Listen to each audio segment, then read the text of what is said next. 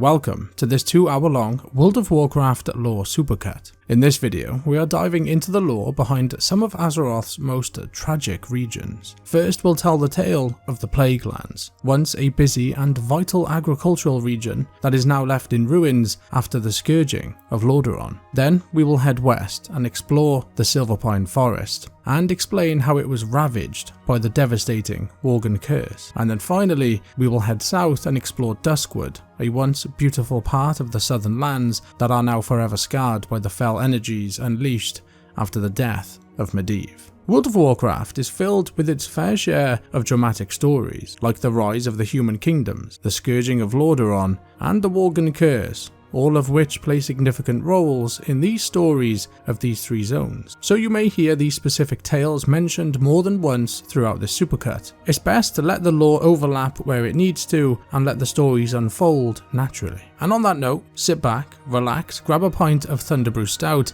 and enjoy 2 hours of some of the most heartbreaking lore in World of Warcraft history, starting off with the Plaguelands. The Plaguelands were once a thriving and beautiful region of Azeroth. The lively city of Stratholme lay to the north, while the surrounding areas were filled with small towns, villages, and a close-knit community that farmed the land to sustain the Grand Kingdom of Lordaeron. Known previously as Eastweald, this lush area provided its inhabitants with either the peace and harmony that a simple farming life offered, or for those seeking a faster-paced lifestyle, there was always the hustle and bustle of the grand city of Stratholme. However, as we know today, this idyllic image of this area is a far cry from its current harsh reality. In this tale, we will uncover the true history of Stratholme and these appropriately named Plagued Lands. Situated at the very heart of the once great kingdom of Lordaeron, Eastweald occupied the land between the Tirisfal Glades to the west, the hinterlands to the south, and the forested area to the north known as Quel'Thalas. However, this human-dominated region of Azeroth appeared vastly different in the past. The origins of these plagued lands trace back thousands of years to the beginnings of the human tribes. Nearly 2,800 years before the events at the Dark Portal, the High Elves of Quel'Thalas found themselves locked in perpetual conflict with the native and dominating Amani trolls. These moss-skinned trolls, known for their ability to regenerate limbs and heal injuries, were a savage and malevolent race. With their empire sprawling across the vast majority of northern Lordaeron, the trolls fiercely defended their borders against any perceived threats. Meanwhile, the scattered human tribes of Lordaeron waged internal battles for supremacy over their respective lands. Amidst the chaos, the Arathi tribe recognized the growing menace posed by the trolls and sought to unify the disparate human tribes against their common enemy. Through 6 years of cunning strategy and military prowess, the Arathi gradually subjugated rival tribes, including the human tribes from the Alterac Mountains and from the Tirisfal Glades, offering peace and equality to the conquered in exchange for their loyalty. The humans of Tirisfal, led by the great warrior Lordaeron, were more refined than the savage mountain tribes. Deeply religious, they performed rituals at shrines and revered Tyr's silver hand, often wearing its image as pendants. Unlike the Eltaraki, they resisted force and required the leader of the Arathor nation, Thoradin, to appeal to their beliefs to gain their loyalty. Thoradin made a pilgrimage to Tirisfal's sacred sites and pledged to adopt and spread their religious practices. He sealed this promise by cutting his palm and mixing his blood with the earth, declaring, "Between our people, let this be the only blood we spill." The Tirisfal humans then joined him, with Lordaeron becoming one of his generals. Lordaeron's sister, Merelda, was among the first followers of the Holy Light, which the Arathi adopted and eventually leading to the Church of the Holy Light years later. The culmination of the Arathi's efforts was the establishment of Strom, a mighty fortress city in southern Lordaeron and the capital of the newly formed Arathor nation. Rumours of the elves' plight reached Strom, prompting Thoradin to realise the true extent of the troll threat. Desperate for aid, elven ambassadors arrived, seeking military assistance against the troll armies. The king accepted, and the war against the trolls began. During the final days of the Troll Wars, as King Thoradin and his forces retreated to Alterac Fortress, the Amani rapidly gained ground, threatening to flank and overwhelm Arathor's armies. To prevent disaster, General Lordaeron volunteered to hold back the forest trolls, knowing he would not survive. Lordaeron and his warriors died fighting, but their sacrifice secured victory for Arathor and Quel'Thalas. After the Troll Wars, many of Arathor's soldiers migrated back to the fertile lands of Tirisfal, where they established a central stronghold and renamed the region Lordaeron in Lordaeron's honour. Similar to what we see in the southern expanse of the Eastern Kingdoms, where the Kingdom of Stormwind thrives on the hard work of those farming the lands of Elwyn Forest, Westfall, and at that time Brightwood and beyond, Eastweald served as the equivalent for the Kingdom of Lordaeron, the city being built on the hard work of the surrounding community, who farmed the fertile soils to feed the expanding population. As the population grew, humans began to spread their influence into the surrounding lands. In this region, several towns and villages emerged from old fortresses that were built during the war with the Trolls. Some of these include Anderhall, Hearthglen and Caer Darrow in the western side of Eastweald, and then Darrowshire, Corin's Crossing and Tyr's Hand on the eastern side. At this moment in time, the population of the area was governed by the newly established city of Stratholme, which had quickly become the second largest city in Lordaeron in the years that followed the Troll Wars. The people of Eastweald not only looked to the Kingdom of Lordaeron and the governing city of Stratholme for leadership, but also devoted themselves to the new emerging religion, the worship of the Holy Light. The Holy Light can be briefly described as an endless, shimmering sea of energy situated outside the barriers of reality. It is one of the two most fundamental forces in the universe, along with the Void. The people of Eastweald built Light's Hope Chapel in the easternmost reaches of the region, using it as their main place of worship. This makes Light's Hope Chapel one of the oldest and most revered holy sites for the humans.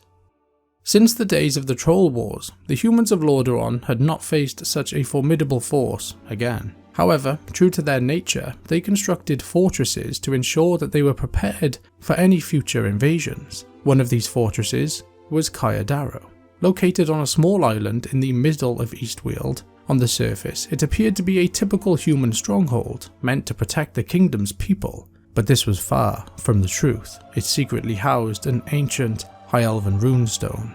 A few thousand years prior, shortly after Quel'Thalas was founded, many High Elves became concerned that their use of arcane magic might once again attract the Burning Legion to Azeroth as it had during the War of the Ancients. To address this, Dath Ramar Sunstrider tasked his most powerful arcanists with finding a solution. They devised a plan to create a protective barrier called Ban Denorial, known in our tongue, the Gatekeeper, around their land. This barrier would conceal their magic from others, deter their superstitious Amani rivals, and diminish the magic of all non-elves within its bounds. Over several decades, the Arcanists constructed a series of monolithic runestones along the borders of Quel'Thalas to define the barrier's limits. These runestones were powered by the Sunwell and linked to the mother tree Thassalar, combining the tree's natural magic with the elves' arcane spells. One of these runestones was located on the island of Caer Darrow. This leads us smoothly into our next chapter, which delves into the lore of this area during the Second War. Fast forwarding through time, the humans of Lordaeron lived peacefully for thousands of years, farming the land, devoting themselves to the Holy Light, and supporting the kingdom. However, everything changed drastically in the year 0. Medivh, the corrupted guardian of the realm, joined forces with an otherworldly warlock named Gul'dan. Together, they opened the Dark Portal in the Black Morass, located in the southern reaches of the continent. This event would alter the history of Azeroth forever. The Orcish horde from the planet Draenor poured through the Dark Portal, decimating human settlements in the south and sparking the First War. The humans of the Kingdom of Stormwind battled the Orcish horde for years before being overrun, ultimately losing their grand city. Anduin Lothar, known as the Lion of Stormwind and a knight champion during the First War, made a desperate bid to save his people. He led the remaining population north by sea from Stormwind Harbour, seeking refuge in the lands of Lordaeron. In the 4th year after the Orcish horde's arrival, Lothar and the people of Stormwind reached Lordaeron. Meanwhile, in the south, empowered by their victory over the humans of Stormwind, the horde prepared for their next phase of the invasion, aiming to conquer the entire continent. Their next targets were the lands of Khaz Modan and then Lordaeron. This phase, known in the history books as the Second War, saw the Horde surging northward, establishing a grand base of operations at Blackrock Mountain. The Horde launched two major assaults. The Southern Offensive swept through the dwarven lands of Khazmodan, conquering most of the region except for the dwarven capital of Ironforge and the gnomish capital of Gnomeregan. The Northern Offensive advanced from the Grey Sea, just as Anduin Lothar had travelled. Once they landed, the Horde achieved significant success initially, using enslaved red dragons and nearly capturing the capital city of Lordaeron after receiving help from a band of treacherous humans. However, the tide of the war began to turn in the favour of the Alliance due to several factors, one of which was the founding of the Knights of the Order of the Silver Hand.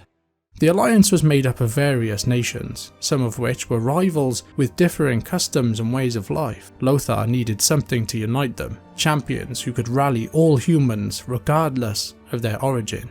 The answer came from the Church of the Holy Light.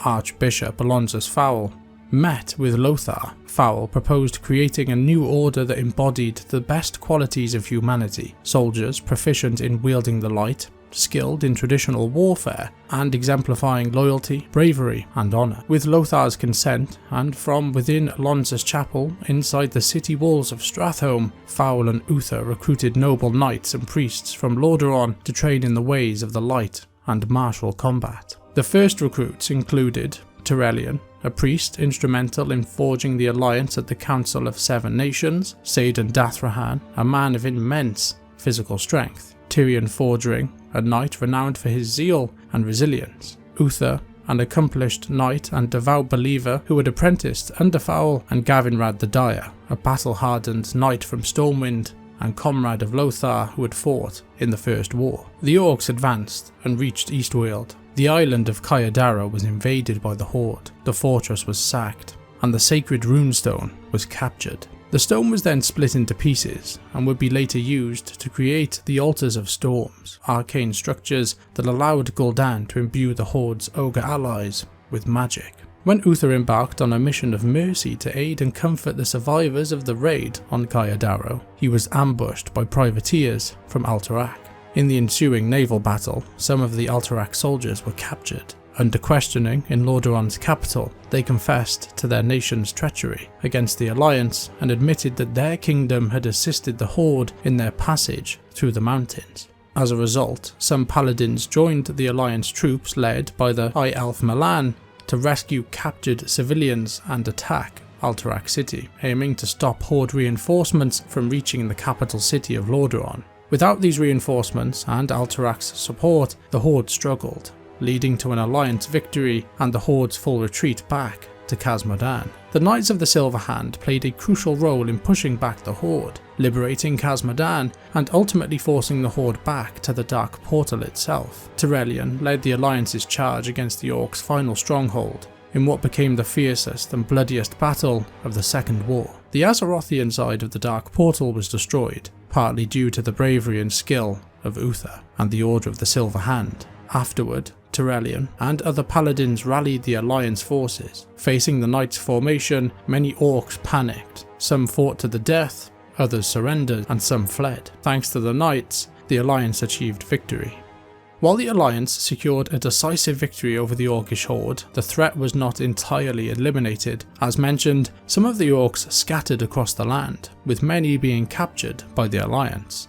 The Alliance of Lordaeron took decisive measures to contain the Orcish threat, constructing several large internment camps in southern Lordaeron. These camps were guarded by both seasoned soldiers and paladins of the Silver Hand, such as Captain Scarlock at Durnhold Keep. Despite the tense atmosphere among the captive Orcs, the camp wardens maintained peace and enforced order effectively. As years passed and tensions eased, a lasting peace settled over Lordaeron. With his paladins, the Supreme Commander Uther preserved peace in the kingdom, Meanwhile, his apprentice and the son of the King of Lordaeron, Arthas Menethil, was integrated into the ranks of the Silver Hand through a ceremony at the Cathedral of Light conducted by Archbishop Alonsus Fowl himself. During this period, Tyrion Fordring, Lord of Mardenhold, was overseeing and governing the town of Hearthglen, situated in the northern region of Eastweald. Here, Tyrion encountered an aging orc warrior residing in the ruins of an abandoned watchtower near Hearthglen.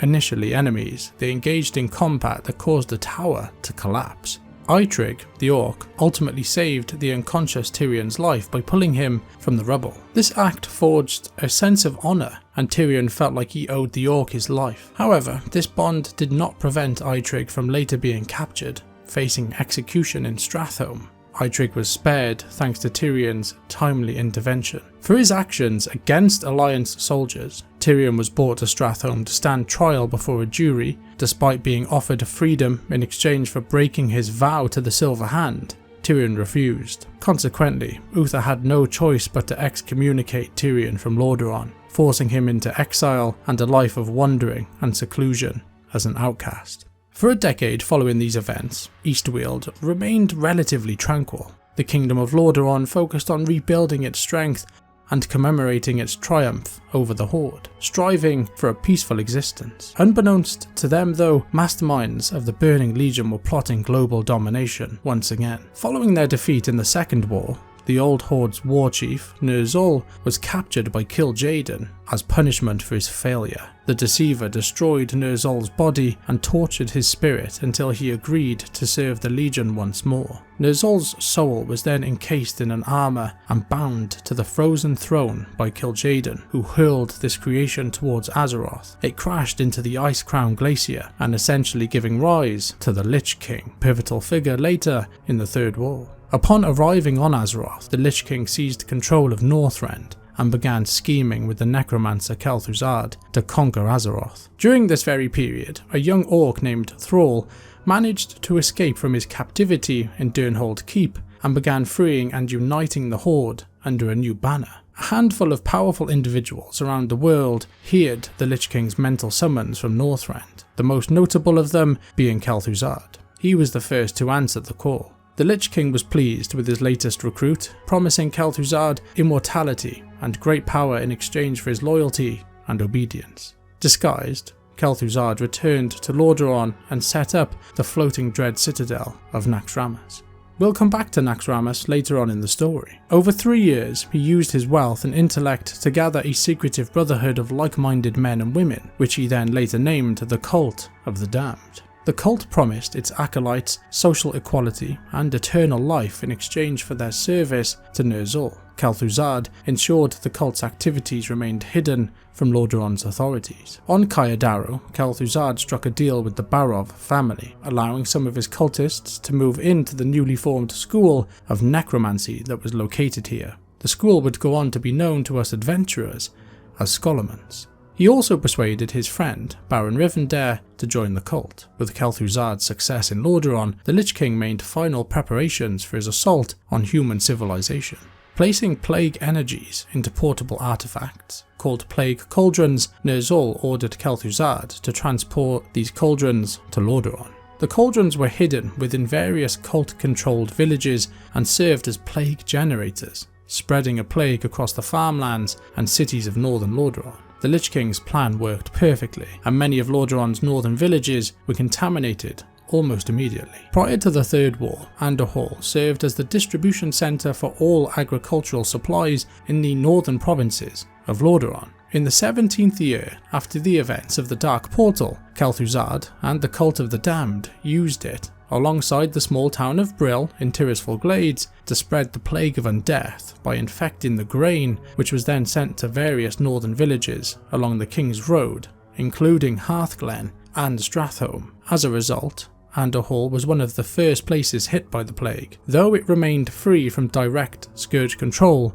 years later. The people of Eastweald, most still unaware of this insidious plague, consumed the infected grain, unknowingly sealing their tragic fates. The Alliance forces observed a grim metamorphosis taking place in Eastweald as the plague began to ravage the land. Once vibrant and teeming with life, the region now languished as vegetation withered, farms turned desolate, and animals succumbed to the disease. This agonizing transformation marked the beginning of the end for the once prosperous and lush Eastweald. When Prince Arthas Menethil and Jaina Proudmoore arrived in Anderhall to investigate, they found burning buildings but no sign of villagers. Kel'Thuzad suddenly appeared, revealing his identity and his intentions. Determined to stop him, Arthas searched the city for the empty granaries and then pursued the necromancer as he escaped. Heading north and eventually found Kel'Thuzad. The necromancer informed Arthas that he was a servant of a greater power,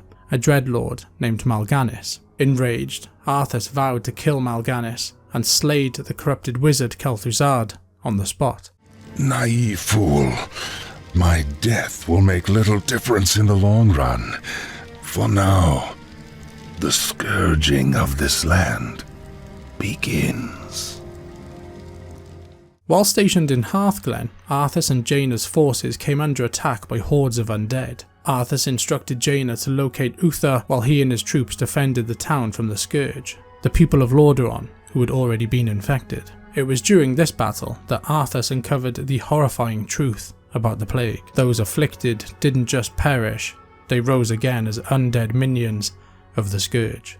Before being overwhelmed, Uther and his knights arrived in the nick of time, rescuing Hearthglen from destruction. Shortly thereafter, Arthas encountered Medivh, who urged him to journey west to Kalimdor. Despite Jaina's belief in the prophet's warning, Arthas remained steadfast in his conviction to stand by his people and refused to abandon Lordaeron. Together, they pressed on towards Stratholme to confront the looming threat of the Scourge. Lead them across the sea, to the west. Flee? My place is here, and my only course is to defend my people. The demon Mal'Ganis specifically targeted Stratholme for its strategic and economic significance as Eastweald's heart, and as a revered site for the birthplace of the Silver Hand Paladin Order. Losing Stratholme to the plague meant losing control of Eastweald itself. As the first undead began to stir in Stratholme, Prince Arthas, accompanied by Uther and Jaina Proudmoore and their soldiers, arrived in Stratholme to find the city already gripped by the plague's horrors. Arthas, driven by grim determination, concluded that purging Stratholme was the only way to prevent it from becoming a bastion of the Scourge. This entire city must be purged. What? He commanded his companions to put down the infected before they could transform into mindless undead. For Arthas, this was a desperate act of mercy and a brutal necessity. Yet, his allies, Jaina, Uther, and their loyal paladins, refused to partake in Arthas's merciless purge, viewing his actions as sheer madness. Have you lost your mind, Arthas? Undeterred by their objections, Arthas and a handful of resolute soldiers pressed on with their grim task. Flames soon engulfed the city. Ash and smoke filled the streets, and cries of anguish mingled with the clash of steel and the shattering of bones. Blood flowed freely across the cobblestones as Arthas and his men ruthlessly cut down both the plagued and the undead alike. In the midst of the inferno, Arthas confronted Mal'Ganis, who mocked and goaded him to follow to Northrend before slipping away. With grim resolve, Arthas rallied his forces, who were now going by the name of Death Lords, and departed as the fires consumed what remained of Stratholme's once bustling streets. Days later, upon their return, Jaina and Uther were greeted by a haunting scene. Streets littered with lifeless bodies and the charred remnants of what was once a proud city, now reduced to ashes. So much death. I can't believe Arthas could have done this. In the southern town of Southshore, Alexandros Mograine, a knight of the Silver Hand, gathered his fellow knights, Isilian, Abendis, Doan and Fairbanks at the local inn. They convened to discuss an artifact in Mograine's possession and its potential use in halting the Scourge's advance across Lordaeron. Their meeting, however, was interrupted by Lord Commander Saidan Dathrahan, who brought the news of the culling of Stratholme He also informed them that Arthas's contentious actions led to the suspension of the Silver Hand. Faced with this dire situation, the Assembly had no choice but to continue their mission in secrecy. Mograine then travelled to Ironforge with his artifact, where it underwent a transformation into a weapon designed to avenge the death of King Magni's brother, Muradin Bronzebeard, during his time in Northrend. Upon completing the forging process, Magni acclaimed the weapon as the pinnacle of his craftsmanship. During their stay in Ironforge, the knights received grim news. Arthas had pursued Mal'Ganis to Northrend and returned to Lordaeron as one of the Lich King's Death Knights. This treacherous act culminated in Arthas murdering his own father, King Menethil II, which then ultimately led to the fall of Lordaeron's capital. Succeeding you, father.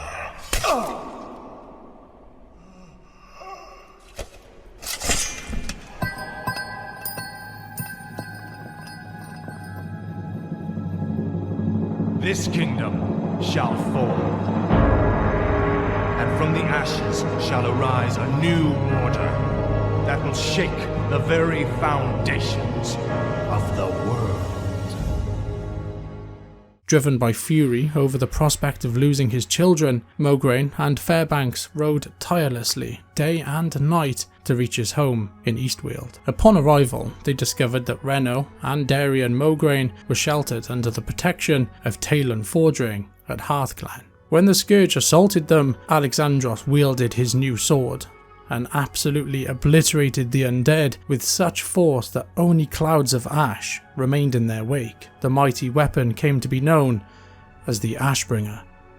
Upon his return, Arthas embarked on a brutal campaign across the lands of Lordaeron, including the town of Underhall. Despite the dire circumstances, Underhall remained one of the few places under Alliance control in the region. It served as a stronghold where Uther and the surviving paladins gathered to mount counterattacks against the Scourge.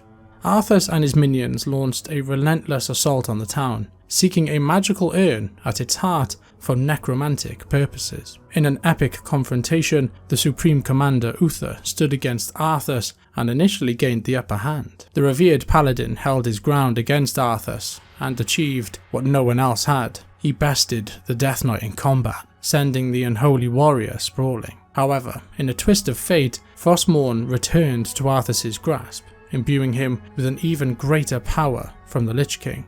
The tide of the battle shifted in Arthas's favour, and eventually Uther, bloodied and wounded, knelt and uttered his last words to Arthas. Arthas coldly replied that he intended to live forever, and delivered a fatal blow.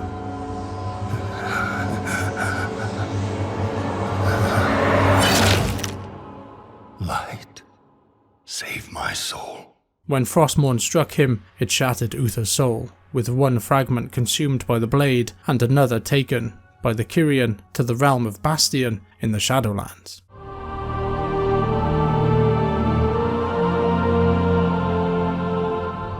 Uther. Where am I? Welcome to Bastion. Shifting our focus back to the mortal realm, the Scourging of Lordaeron was nearing its completion. The resistance against the Scourge was particularly brutal in Darkshire. There, the Ghoul, Horgus the Ravager, and the Death Knight, Marduk Blackpool, known as Marduk the Black, marshalled the Scourge against the town, slaying all who sought refuge within their homes. To the east of Darkshire, Lord Maxwell Tyrosus and a select few were assigned the covert mission of retrieving the bodies of 1,000 fallen champions of the light and transporting them to Light's Hope Chapel. Here they were reburied in the consecrated ground, safeguarding them from being resurrected as tools of the Lich King's undead forces. With Stratholme in flames and the settlements of Underhall, Kayadaru, Darkshire, Corin's Crossing, all overrun by the Scourge, the plague continued to spread. By this point it was concluded that both Eastweald and Lordaeron had fallen. Any human survivors couldn't bear to even utter the name Eastweald. Over time they began referring to the land as the Plaguelands, distinguishing the regions, the Western and the Eastern Plaguelands. Following the fall of Lordaeron, Alexandros Mograine rallied remnants of the Knights of the Silver Hand into a crusade, aiming to reclaim the Shattered Kingdom from both the Scourge and the renegade undead forces now known as the Forsaken. In the eastern Plaguelands, they seized control of Tyr's Hand and Hearthglen, where their leader Mograine began plotting ways to strike back at the Scourge. During one of their excursions, Alexandros Mograine was accompanied by his companions and his 2 children, Reno and Darian Mograine, who by this point were now members of the crusade. Together, they entered the burning ruins of Stratholme. Despite warnings from Abendis about the city's dangers, Alexandros confirmed the peril with his own eyes. As they advanced, a collapsing building separated the group, forcing them to fight their way through the undead to reunite. Darian was injured by a skeletal mage, and Saidan Dathrahan was slain by the Dreadlord, Balnazar. Balnazar would then possess Saidan's body with the intention of infiltrating the Paladin Order. Eventually, Alexandros found an escape route for all of them. Weeks later, Alexandros, accompanied by Lord Maxwell Tyrosus, Bridget Abendis, and his advisor Fairbanks, spied on the splintered group of the undead called the Forsaken as they took possession of the ruins of Lordaeron, noting that the Forsaken were unlike the Scourge and possessed free will. Alexandros recognized their superior organization and declared the need for reinforcements from Tyr's Hand to amass an army capable of reclaiming the ruins of the capital city of Lordaeron. To prepare for this future conflict, Alexandros led his party to the old monastery in Tirisfal Glades, establishing it as a forward base. From there, the remaining members of the Knights of the Silver Hand gradually transformed into a fanatical religious sect dedicated to eradicating the undead from Lordaeron. This ideology spread beyond the monastery's walls, leading to the formation of the Scarlet Crusade. You can learn more about the formation and the lore behind the Scarlet Crusade and the Scarlet Monastery in our dedicated tale. A safe portal can be found in the description below. Not all survivors agreed with the Scarlet Crusade's ideology. Some believed their comrades had strayed from their once noble purpose and chose to leave the Order. Lord Maxwell Tyrosus spearheaded this separation and went on to form the Argent Dawn. Although they shared the same goals of protecting Azeroth from threats like the Burning Legion and the Scourge, the Argent Dawn adopted a less fanatical, more balanced approach. They established control over areas such as Chillwind Camp, the Bulwark, and their capital, Light's Hope Chapel. We have now set the scene for when we adventurers arrived in the Plaguelands in the 25th year following the events of the Dark Portal. 3 different factions all vying for control over the land: the Scarlet Crusade, the Argent Dawn, and of course, the Undead. Following the defeat of the Burning Legion in the Third War and the consolidation of the Western Plaguelands by the Scourge, Anderhall became a regional stronghold for the Scourge. Anderhall served as the headquarters for the Lich, Araj the Summoner, who used the ruined city as his base of operations. From there, he oversaw the deployment of the mighty plague cauldrons situated throughout the Western Plaguelands. When many adventurers arrived in the Western Plaguelands after somehow surviving the dangers of the Stranglethorn Vale, they were met by the Argent Dawn at Chillwind Camp. They were tasked with uncovering the truth about Anderhall. Their missions included eliminating Scourge and Forsaken forces, clearing the area of skeletons, and slaying key figures such as the Liches and the Valkyr. Additionally, the adventurers were asked to pay their respects to Uther the Lightbringer at his tomb, just south of Anderhall, and to scout out Hearthglen to report back on the strength of the emerging Scarlet Crusade. It was here that a rumour was confirmed. Talon Fordring, the son of the revered Paladin and Knight of the Silver Hand, Tyrion Fordring, had become a high-ranking member of the Scarlet Crusade. To save his son from the Scarlet Crusade, Tyrion enlisted the adventurers' help. He asked them to meet with Miranda the Hag at Uther's tomb, where they would be disguised to infiltrate Hearthglen and deliver Tyrion's gift by the Scarlet Crusaders. Upon receiving the box and its contents, Talon Fordring agreed to leave the Scarlet Crusade and reunite with his father outside the town. However, this betrayal to the cause enraged Grand Crusader Dathrahan, who had been previously possessed by the Demon Lord Balnazar. Dathrahan sent Grand Inquisitor Isilion to kill the Fordrings. After defeating the assassins, Tyrion rushed to Hearthglen, where he witnessed Isilion killing Talon.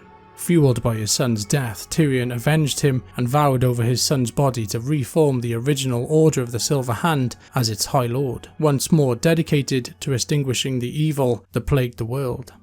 The adventurers were then sent on a quest into the more devastated section of the Plaguelands, the Eastern Plaguelands. Here they were tasked with uncovering the truth of the area, reliving the events of the Battle of Darkshire, and defending their land against the Scarlet Crusade in Tyr's hand.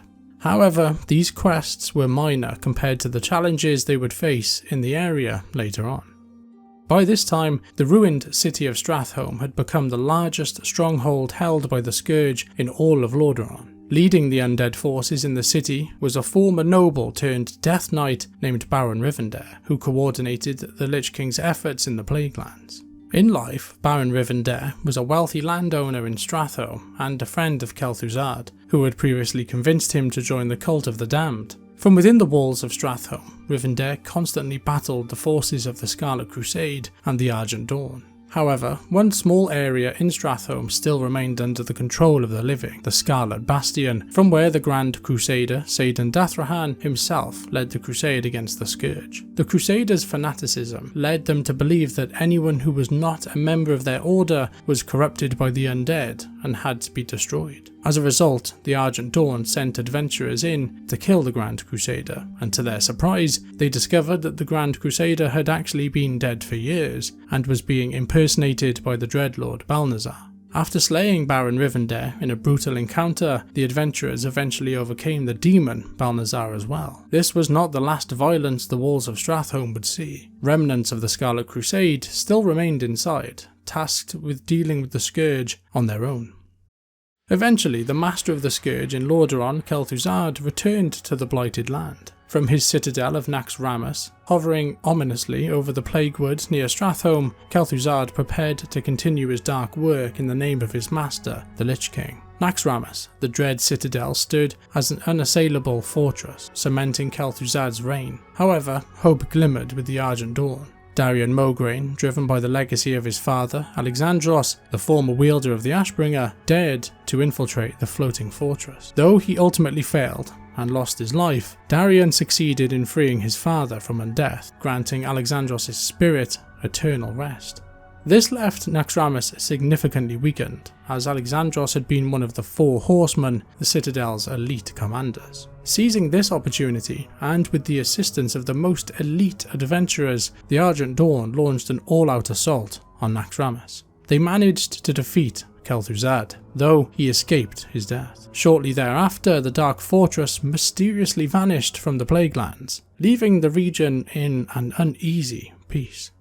Sometime after the disappearance of Naxxramas, in the 26th year following the events of the Dark Portal, the invasion of Outland begins. The war's primary objective is to prevent the Legion from establishing a stronghold in Outland, which they could use to launch further attacks on Azeroth through the Dark Portal. During this time, a nobleman from the Plaguelands named Maddox decided to reclaim the fallen town of Andahor. Driven by selfish and egotistical motives, Maddox believed he could succeed where others had failed. Using his father's wealth, he assembled a mercenary army and somehow convinced the Argent Dawn to assist him. Unbeknownst to them, the Scourge army lay in wait, hiding in buildings and in the water. Soon, the entire Argent Dawn force from Chillwind Camp was decimated, with only a few mercenaries surviving.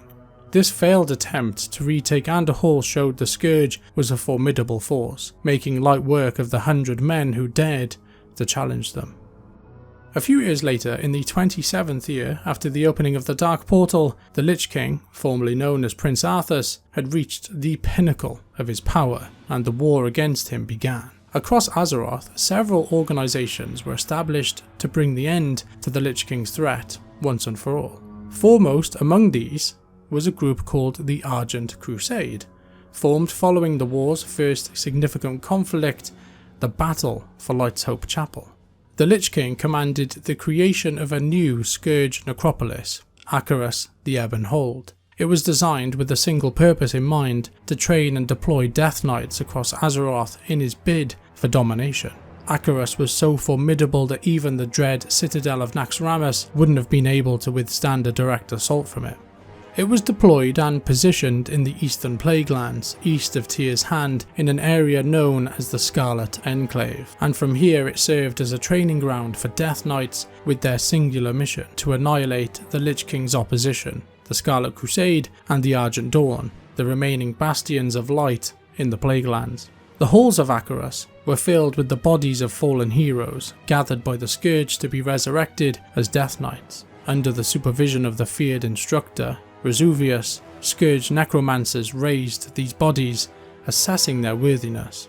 Those deemed worthy donned the armour of the Herald of Arthas, while those found lacking were fed to ravenous ghouls.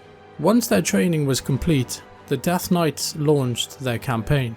They ravaged the towns of Havenshire and New Avalon, slaughtering their inhabitants and obliterating the last army of the Scarlet Crusade. Those who managed to survive the massacre somehow went on to form a new group called the Scarlet Onslaught, setting their sights on Northrend to continue their divine mission. Some remnants of the Scarlet Crusade remained in Tyr's Hand after the massacres, but they were no longer of mortal flesh. They had been transformed into undead warriors. These undead Scarlet Crusaders were led by Lord Valdelmar and Linnea Abendis, daughter of High General Bridget Abendis. Bridget had survived the attacks on Tyr's Hand and assumed a new role as the High General and commander of the newly formed Scarlet Onslaught, which had relocated to Northrend and established New Hearthglen in Dragonblight.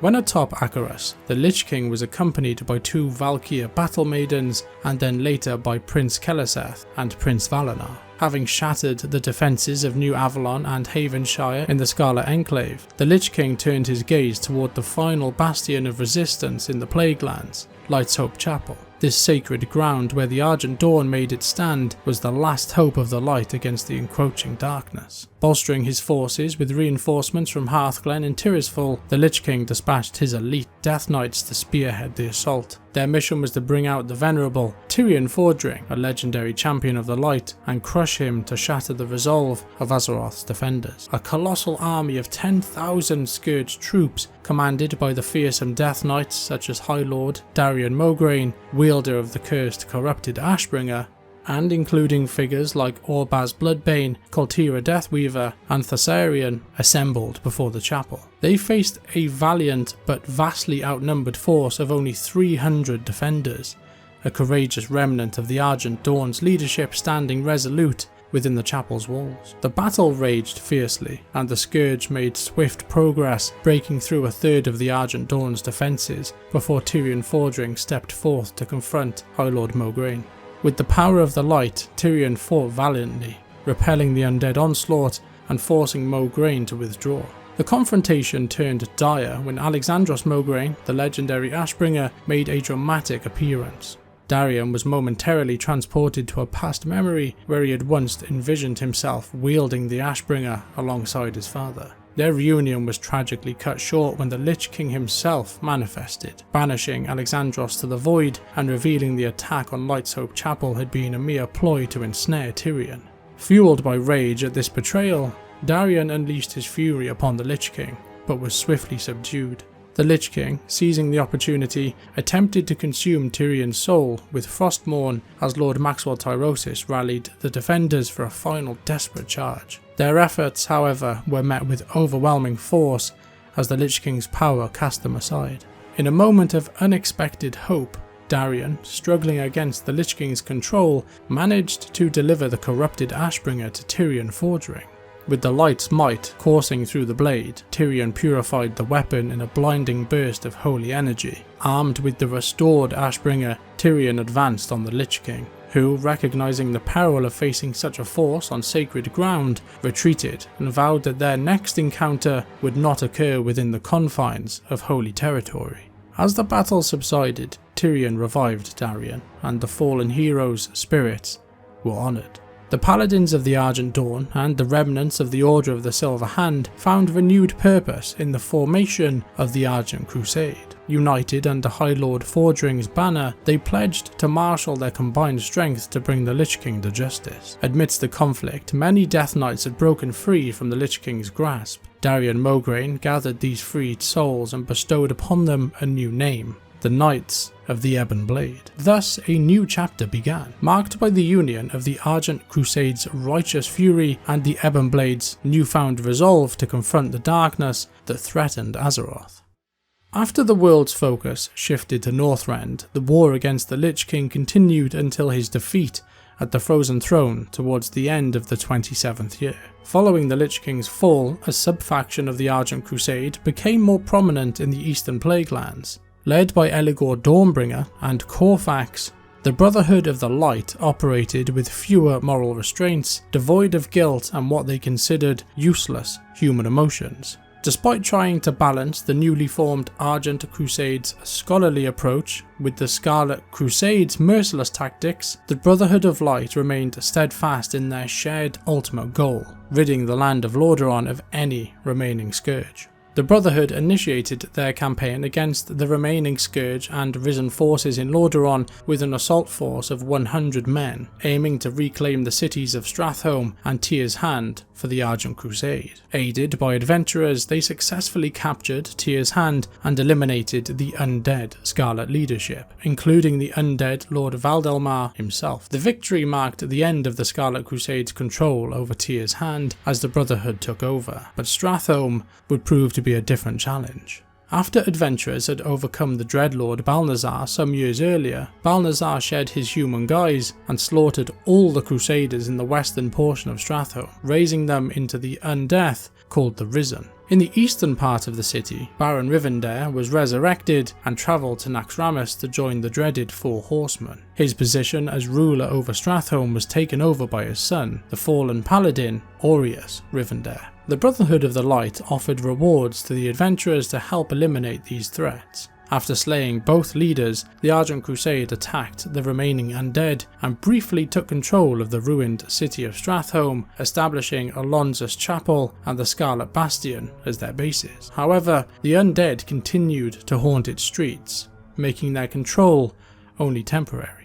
During this period, Azeroth faced the return of Deathwing the Destroyer. While the world rallied to repel the forces of the corrupted Black Dragon, the Argent Crusade in the Plaguelands continued their tireless quest to restore the region to its former glory. The Argent Crusade also joined forces with the Cenarian Circle to help the Plaguelands heal from its blighted state. Following the shattering of Azeroth, both the Alliance and the Forsaken launched major efforts to expel the Scourge from Underhall. The city became a war zone. The Alliance held the southwestern side of the city, reinforced by Chillwind Camp, while the Forsaken secured the northeastern side. Araj the Summoner led the remnants of the Lich King's forces in Underhall, their power greatly diminished by their lord's previous death. The conflict culminated in the Battle for Underhall. The combined forces relentlessly slaughtered the Scourge and ultimately slew the Lich, Araj the Summoner. Sylvanas Windrunner intervened, using Valkyr to turn the tide and force the Alliance to flee the city. Just outside of Underhall, across Lake Darrowmere, our story returns to Caer Darrow, more commonly known as Scholomance. After the death of the Lich King, the Scourge was significantly weakened. With no strong leadership in Scholomance, Dark Master Gandling, a human necromancer from the Cult of the Damned, used his ability to control the undead and begin to unofficially take command of the Scourge forces within the keep. He used them to maintain control of Scholomance and attempted to seize Underhall for himself. When Gandling's efforts to take Underhall failed, he retreated back into Scholomance to bide his time. The defeat at the Battle for Underhall left Dark Master Gandling in a foul mood. Determined to strengthen his defences, he began reanimating Rattlegore, imbuing the undead Guardian with an insatiable desire to harvest raw materials from his enemies. In the 30th year after the events at the Dark Portal, Lillian Voss turned her wrath on the Scourge necromancers of Scholomance. She confronted Gandling in the Chamber of the Summoning, where he was supported by a group of Bone Weavers. A group of adventurers arrived to aid Lillian Voss, and together they defeated the undead forces.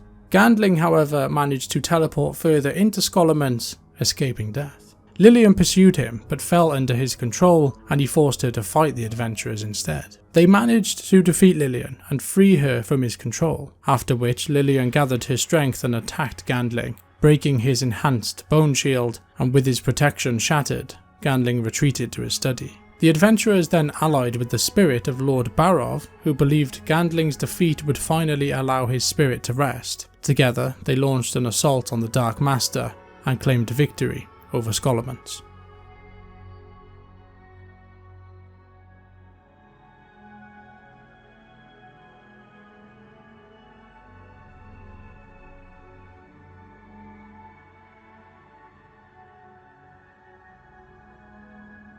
During the Burning Legion's invasion, the new Lich King Bolvar Fordragon ordered the Death Lord to rebuild the Four Horsemen and chose Tyrion Fordring as their leader. Initially, Darion Mograine opposed this, believing Tyrion deserved more than a life of torment and undeath, recognising him as one of Azeroth's greatest champions. Ultimately, the Knights of the Ebon Blade had no choice but to comply with the Lich King, leading to the assault on Light's Hope Chapel to try and recover Tyrion's body. Inside the Hall of Champions, where Tyrion's body rested, they confronted Lady Liadrin. Despite her efforts to stop them, she was defeated. Just as the Death Lord was about to seize Tyrion's body, the light intervened, burning the surrounding Death Knights. To ensure the Ebon Blade's survival, Darion opened a death gate for the others to escape, but it was too late for himself, and he perished from his wounds. Though the Silver Hand emerged victorious, Darion Mograine was later revived by the Death Lord aboard Acheras as the fourth and final horseman. With the Four Horsemen now complete and Darion as their leader, the Knights of the Ebon Blade were ready for the war against the Legion. This battle had significant consequences, severely damaging the relationship between the Ebon Blade and both the Silver Hand and the Argent Crusade. Years later, as the Scourge re-emerged, Argent Crusade sentries reminded the Death Knights of their past actions at Light's Hope Chapel. While they were not outright enemies, they were no longer considered allies. After the Fourth War, Matthias Shaw reported that the Argent Crusade still remained active in the Plaguelands. At Hearthglen, Mardenhold Keep served as a training ground for new recruits and a repository for artefacts recovered by the Crusade. Anderhall continued to be blighted, and reports indicated that Scholomance was still functioning as a necromancy school under investigation due to the presence of the Barovs and Dark Master Gandling's numerous minions. This vigilant state proved useful when Sylvanas Windrunner destroyed the Helm of Domination, unleashing the uncontrolled Scourge across Azeroth once again. During one patrol, the Argent Crusade spotted Nathanos Blightcaller sitting openly on his porch in the Eastern Plaguelands. They alerted the Alliance and the Horde, then joined the champions of Azeroth in battling Blightcaller, witnessing his death at the hands of Tyrande Whisperwind. These events would later be recorded in history as the period known as Death Rising.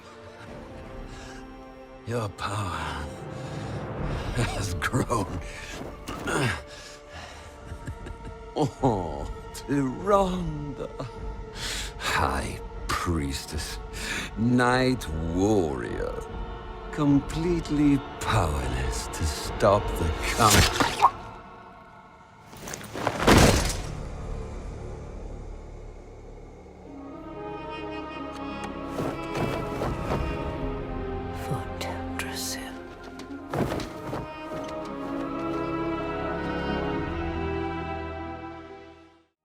And with those events, we can finally close the chapter on the lore of the Plaguelands. Our next stop of this tour of tragedy is the haunted Silverpine Forest, so don't go anywhere, there's still plenty to uncover. To truly grasp the story of the Silverpine Forest, we need to travel back to the era of the Kingdom of Arathor, when the humans of the Arathi Empire first began expanding their influence across the northern lands of Lordaeron. That's where our tale begins. During this era, humans established settlements in Alterac, Tirisfal Glades, Gilneas, Kultiras, and notably Dalaran. Dalaran, the second Arathorian city-state, arose in the northern lands beyond Strom. As aspiring wizards sought greater autonomy for their magical pursuits, they migrated from Strom to Dalaran. It was here they contributed to the construction of Dalaran's enchanted spires and enthusiastically delved into their arcane studies. The citizens of Dalaran supported their endeavours, fostering a thriving economy under the protection of these magic-wielding defenders. However, as the number of mages increased, the very fabric of reality around Dalaran began to fray and weaken. The heedless spellcasting of Dalaran's mages inadvertently attracted the attention of sinister agents from the Burning Legion, who had been previously banished following the collapse of the Well of Eternity. While these demons were not numerous, their sporadic appearances caused significant disruption and turmoil within Dalaran. Despite efforts by the ruling mages to conceal these occurrences, encounters with demons became increasingly frequent. A demon named Cathranatia, belonging to the Nathrezim, made his presence known approximately 2,610 years prior to the First War by infiltrating the city of Dalaran. Within its walls he unleashed plagues and diseases while wielding the ancient Nathrezim blade called Apocalypse. Using this weapon, he manipulated the minds of non-mage civilians, turning them against the city's rulers. Additionally, he seized the Amulet of Waters from the Council, enabling him to exert control and corrupt Lordaeron Lake. Having achieved his sinister objectives, Cathranatia fled Dalaran to spread chaos throughout the kingdom of Arathor, including the region of Silverpine Forest. Upon its borders, he unleashed a devastating plague of locusts, decimating the trees and laying waste to all the cropland. The Council of Tirisfal, an amalgamation of the ancient elven society known as the Council of Silvermoon and the most formidable mages of Dalaran, embarked on a mission to track down demons that had already breached Azeroth's realm and to thwart any further incursions. Led by Merrill Winterstorm, the Council set its sights on confronting the demon, Cathranatia. However, their efforts were stopped as the demon proved too powerful, resulting in the death of a council member. Cathranatia's reign of terror over the Silverpine Forest and its surrounding environment was brought to an end when he was banished by Aladai, the first guardian of Tirisfal. In the wake of his banishment, the sword Apocalypse was left behind. The southern regions of the Silverpine Forest, including Pyrewood Village and Ambermill, were originally part of the kingdom of Gilneas until they became isolated. Fast forwarding through millennia, after the Silverpine Forest lay in ruins following the devastation wrought by the Burning Legion demons, and in the aftermath of the opening and subsequent closure of the Dark Portal, in modern history, the orcs left behind found themselves imprisoned. While some humans advocated for their immediate execution, King Menethil II of Lordaeron chose mercy and established internment camps for them across the lands. Meanwhile, within his own kingdom, King Greymane of Gilneas grew increasingly discontented with the allocation of Gilnean resources to the maintenance of orc internment camps and the construction of Netherguard Keep. In discussion with his advisor Godfrey, Greymane questioned the wisdom of following his advisor's advice in aligning with the Alliance, arguing that it had only resulted in the loss of Gilnean lives. Expressing his intention to withdraw from the Alliance and fortify Gilneas against external threats, Greymane and his advisor, Godfrey, considered a plan to build a wall through Lord Crowley's lands, effectively cutting off Pyrewood Village and Ambermill from the rest of the kingdom. With Crowley's lands naturally bordered by mountains, the wall could be seamlessly integrated. Greymane, confident in his decision, believed Lord Crowley would support his motives. Subsequently, the Kingdom of Quel'Thalas withdrew from the Alliance, citing human leadership failures that led to the destruction of their forests during the war. This, coupled with the financial burdens of rebuilding Stormwind and the release of orcs from the internment camps by Thrall, tensions within the remaining Alliance factions escalated. The crumbling of the Alliance of Lordaeron prompted the Kingdom of Gilneas to sever all military ties with the Alliance. Determined to shield his kingdom from future threats, Greymane initiated the construction of his protective wall, effectively sealing the kingdom off from the Silverpine Forest and the lands beyond. As Gilneas constructed the Greymane Wall to seclude themselves from the rest of the realm, other ominous forces were gathering strength. The being known as the Lich King had emerged some years earlier, born from the mortal shell of Ner'zhul, an elder shaman and chieftain of the Orcish Shadowmoon clan who had been ensnared by the malevolent demon lord known as Kil'jaeden. Transformed into the spectral Lich King, Ner'zhul's essence was encased in the mystical ice of the Frozen Throne atop the Ice-Crowned Glacier in the distant Northrend. From this icy fortress he began amassing an army of undead, giving rise to the undead Scourge, with the singular objective of weakening the world in anticipation of an invasion by the Burning Legion. Unlike the Orcish Horde's previous attempts at conquest over Azeroth, this new army was immune to the internal strife that had stopped forces before. Now unchallenged in his icy domain, the Lich King unleashed the devastating plague of undeath, spreading it southward into human lands. As the plague swept through the human territories, more and more countless humans succumbed to Ner'zhul's mental domination and life-draining afflictions. With the aid of Kel'Thuzad and the Cult of the Damned, the plague spread rapidly, contaminating numerous villages in Lordaeron's northern regions. Those infected with the plague perished and rose again as obedient servants of the Lich King. These events unfolding in the northern reaches of the Eastern Kingdoms would later be remembered as the Scourging of Lordaeron. While the full tale of the Scourge is a narrative for another occasion, relative to today's narrative is the reality that this Scourge army would eventually spread far and wide, reaching the lands of Silverpine Forest. Invading the woods, the Scourge swiftly advanced through the forest, only to be met by the imposing barrier of the now complete Greymane Wall. Despite their initial progress, the Scourge found themselves halted by the formidable defences of the wall. Undeterred, they launched relentless assaults upon the gates in a bid to breach the secluded city beyond. Though their numbers were modest at first, the Scourge forces steadily grew over time, showing no signs of fatigue or retreat. Fearing an imminent breach, King Gen Greymane took the drastic step of opening the gates, allowing Gilnean soldiers to pour forth into the Silverpine Forest. Yet, tragically, the Scourge proved too formidable, overcoming the valiant efforts of the Gilnean soldiers and conscripting them into their ranks of undeath. After the Scourge decimated Gilnean's defenders, King Greymane resorted to increasingly drastic measures to safeguard his city. Our exploration of the Silverpine Forest now takes a compelling twist as we delve into the story of Archmage Arugal. Once a revered patriot of Gilneas and a distinguished royal archmage, Arugal later became affiliated with the Kirin Tor of Darkshire. He often resided at Valgan's Field in the northern reaches of the Silverpine Forest. Following the devastation wrought by the Scourge upon Darkshire and its inhabitants, Arugal returned to his native Gilneas. As the Scourge threatened the Greymane Wall, King Gen Greymane sought Arugal's expertise in safeguarding the kingdom. Recalling tales of a mysterious wolf-like race, Arugal proposed enlisting their aid, despite cautioning the king about their formidable prowess. The king agreed, and essentially Gilneas had called upon the Worgen. The Worgen are large wolf-like humanoids primarily dwelling in the forests of Azeroth. Contracting the Worgen curse occurs through bites, or consuming the blood of a Worgen, which results in the transformation of humans and night elves into these creatures. Following transformation, individuals are overwhelmed by rage and guilt and gradually lose their former selves, succumbing to the madness. However, through medication, magic and self-discipline, Worgen can control their emotions and resist their feral instincts.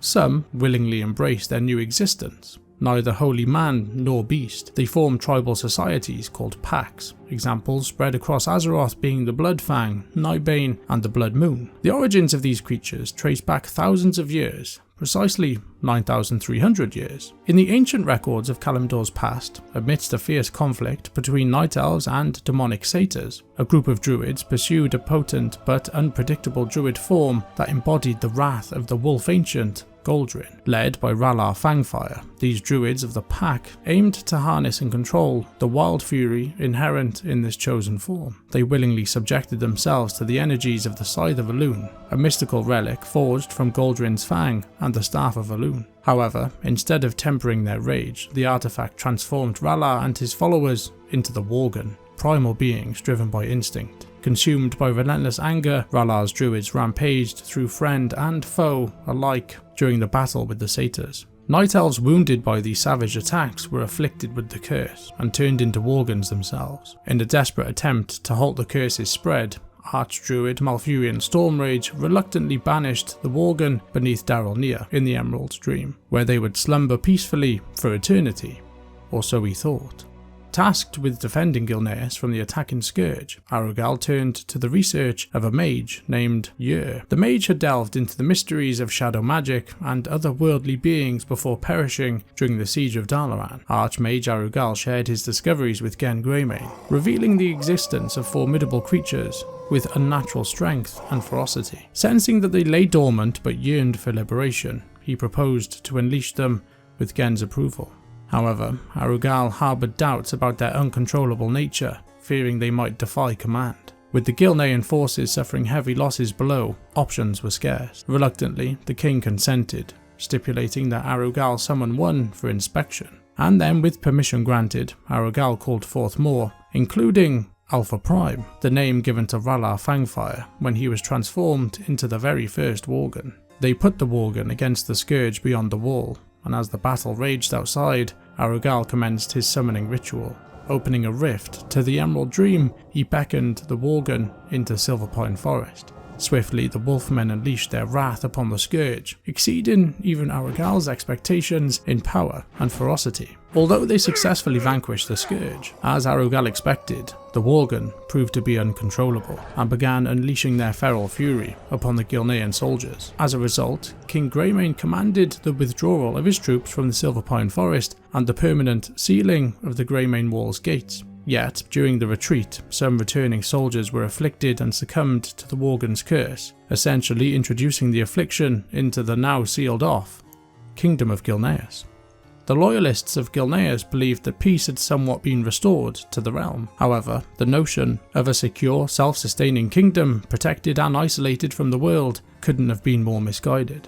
Over time, accounts of peculiar assaults and vanishings multiplied across the city. The Worgen curse was starting to spread through the kingdom of Gilneas, eroding the kingdom's humanity, an account deserving of its own tale.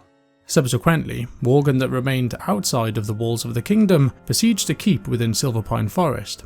The fortress overlooked the humble hamlet of Pyrewood Village, and the infiltration of the Worgen plunged it into darkness and decay. This keep had once been an integral part of Gilneas, serving as the residence of the Lords of Pyrewood Village under the authority of Lord Darius Crowley's lineage. Baron Silverlane presided over the castle, while his loyal forces were led by Commander Springvale, a valiant paladin of the Silver Hand. In the wake of Arugal's Worgen rampage through Silverpine, the keep fell under siege, resulting in the demise of Baron Silverlane and his family. Consumed by despair and guilt for these events, Arugal embraced the Worgen as his progeny and sought refuge within the walls of the keep, christening it Shadowfang Keep, and it became entwined with Worgen and the spirit of the fallen Baron and his household. It was here that Alpha Prime and Arugal formed the Wolf Cult, with the aim of recovering the lost Scythe of Elune. This cult sought out humans who volunteered to embrace the Worgen curse, and swiftly the curse proliferated among the human populace of Silverpine, morphing regular individuals into savage, untamed beasts. Arugal became a pivotal figure in the Wolf Cult, orchestrating the conversion of Silverpine's populace into the Worgen, many of the citizens being cursed to take on the Worgen form whenever the sun set over the forests. Those who rallied under Alpha Prime formed the Bloodfang Pack, while those under Arugal's command formed the Shadowfang Pack, and others afflicted with the curse, transforming solely under the cover of night, comprised the Moonrage Pack. Shielded by his loyal Worgen minions and the spectral guardians of the keep, Arugal set out on a new mission to ensnare most of the forest's inhabitants with the curse, and some of the notable locations that succumbed to the Worgen transformation were Pyrewood Village and the Deep Ellum Mine. We'll revisit the dramatic accounts of Shadowfang Keep later within this narrative.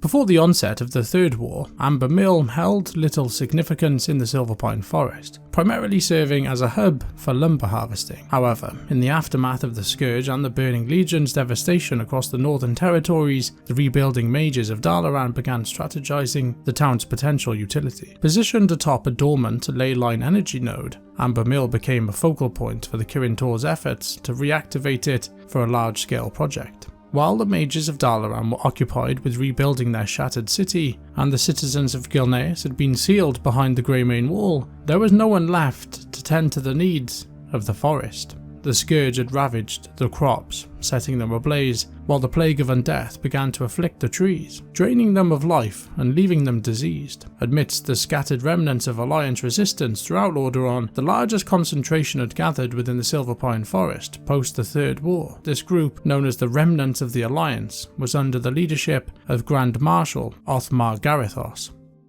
During this time, the Scourge had effectively transformed Lordaeron and Quel'Thalos into desolate Plaguelands. As we mentioned, only a few pockets of Alliance resistance remained. One such faction comprised of High Elves, who all rallied under the banner of the last of the Sunstrider lineage, Prince Kael'thas. A skilled mage in his own right, Kael'thas grew disillusioned with the weakening alliance. The High Elves mourned the loss of their homeland and adopted the name Blood Elves to honour their fallen kin. Despite their efforts to repel the Scourge, they suffered greatly from the absence of the Sunwell, which had once fueled their magic.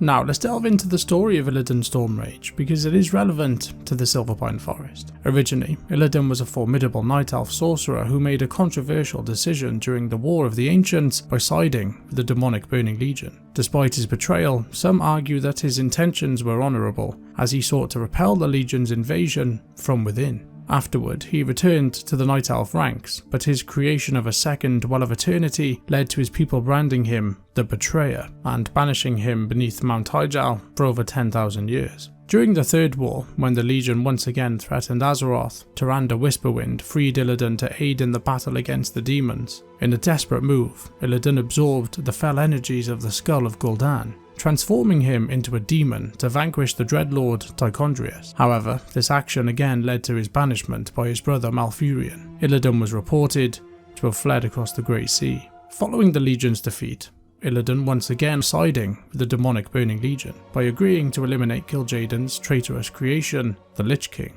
and Illidan was doing so to gain insight into his true adversary, the Burning Legion.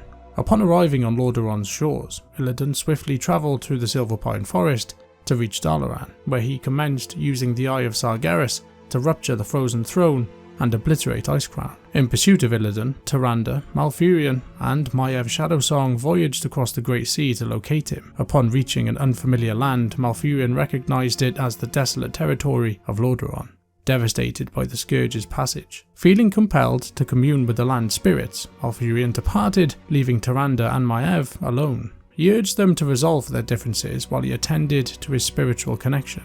As they commenced their search for Illidan, they encountered a band of Alliance Blood Elves, led by Prince Kael'thas. The elves were besieged by the Scourge and preparing to evacuate across the nearby River Arvas, a river in the Silverpine Forest running past Pyrewood Village. Despite Maiev's objections, Tyrande insisted on aiding them, citing the Alliance's support during the conflict with the Burning Legion. Together, Tyrande and Maiev repelled the Scourge's assault and escorted the Blood Elves to safety. However, their journey was interrupted by an ambush at Pyrewood Village. Tyrande directed the Blood Elves to cross the river while she held off the attackers. Dismissing Maiev's skepticism, Tyrande remained resolute in her faith in Elune's protection. As the undead advanced, Tyrande invoked the power of the stars to decimate her adversaries. Yet, just as victory seemed within reach, the bridge beneath her collapsed, sweeping Tyrande downstream into enemy territory. Maiev then ordered her new Blood Elf allies to help continue her hunt for Illidan Stormrage, rather than to go after and save Tyrande. Malfurion and Maiev would later reunite after discovering Illidan's utilization of the Eye of Sargeras in an attempt to shatter the Frozen Throne. His spell was stopped by Maiev and Malfurion, who perceived Illidan as a threat to the world. Ensnared by his brother, Illidan rebuked Malfurion, labelling him a fool for obstructing his attempt to eliminate the Lich King. It was here where Maiev informed Malfurion that Tyrande had been killed by the Scourge. Heartbroken over Tyrande's supposed demise, Illidan received unexpected news from Prince Kael'thas, suggesting that Tyrande may still be alive. Disputing Maiev's account, Kael'thas revealed that Tyrande had not been torn apart by the undead, but instead swept away by the river's currents, and informed Malfurion that the Blood Elves had been ordered to pursue the Demon Hunter over saving the High Priestess. In response, Malfurion detained Maiev and immediately set out to locate Tyrande. Illidan pleaded for the opportunity to aid his brother in locating Tyrande. Accompanied by his loyal Naga, he located Tyrande amidst a fierce undead onslaught. Together they fought through the undead until they reached her, and she was surprised by Illidan's assistance, and when he safely delivered her to Malfurion, she was even more surprised. Malfurion then granted Illidan freedom, under the condition that he would never pose a threat to the Night Elves ever again. Seeking reconciliation with his brother, Illidan agreed.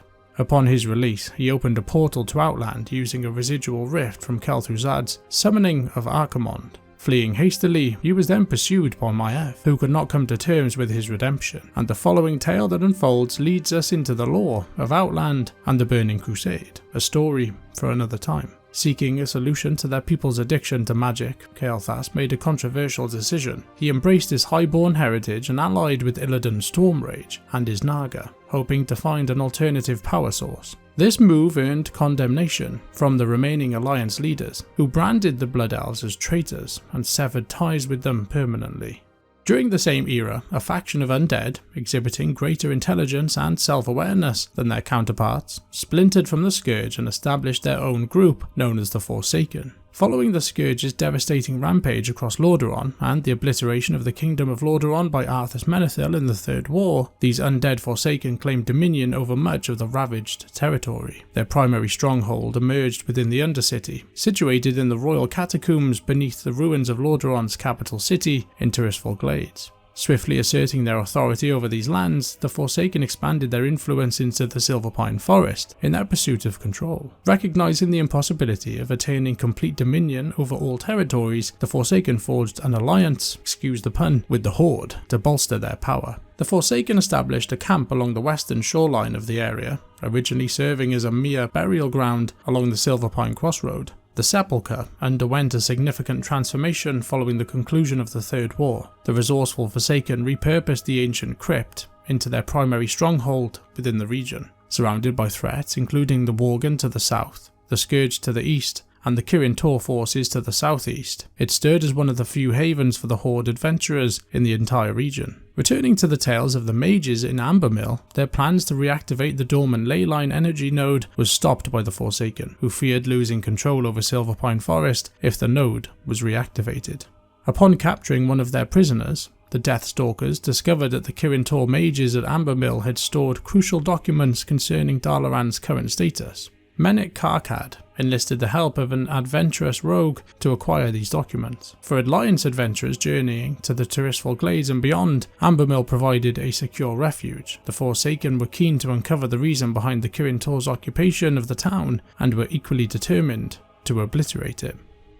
Now that we've delved into the lore of the humans, the Worgen, the Night Elves, and even the Forsaken in the Silverpine Forest, there's one intriguing aspect of Silverpine's history we've yet to explore. And it all unfolds on Fenris Isle, amidst the waters of Lordaeron Lake.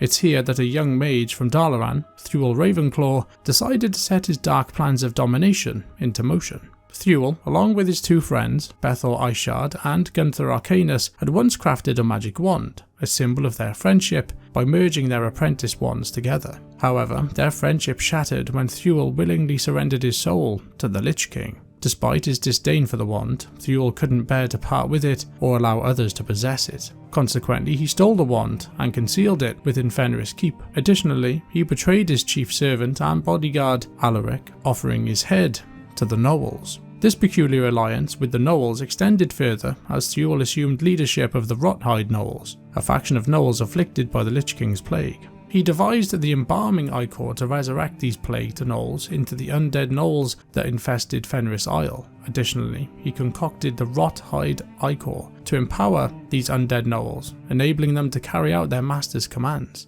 Predominantly, the Rothhide gnolls were dedicated to scavenging corpses for the Scourge.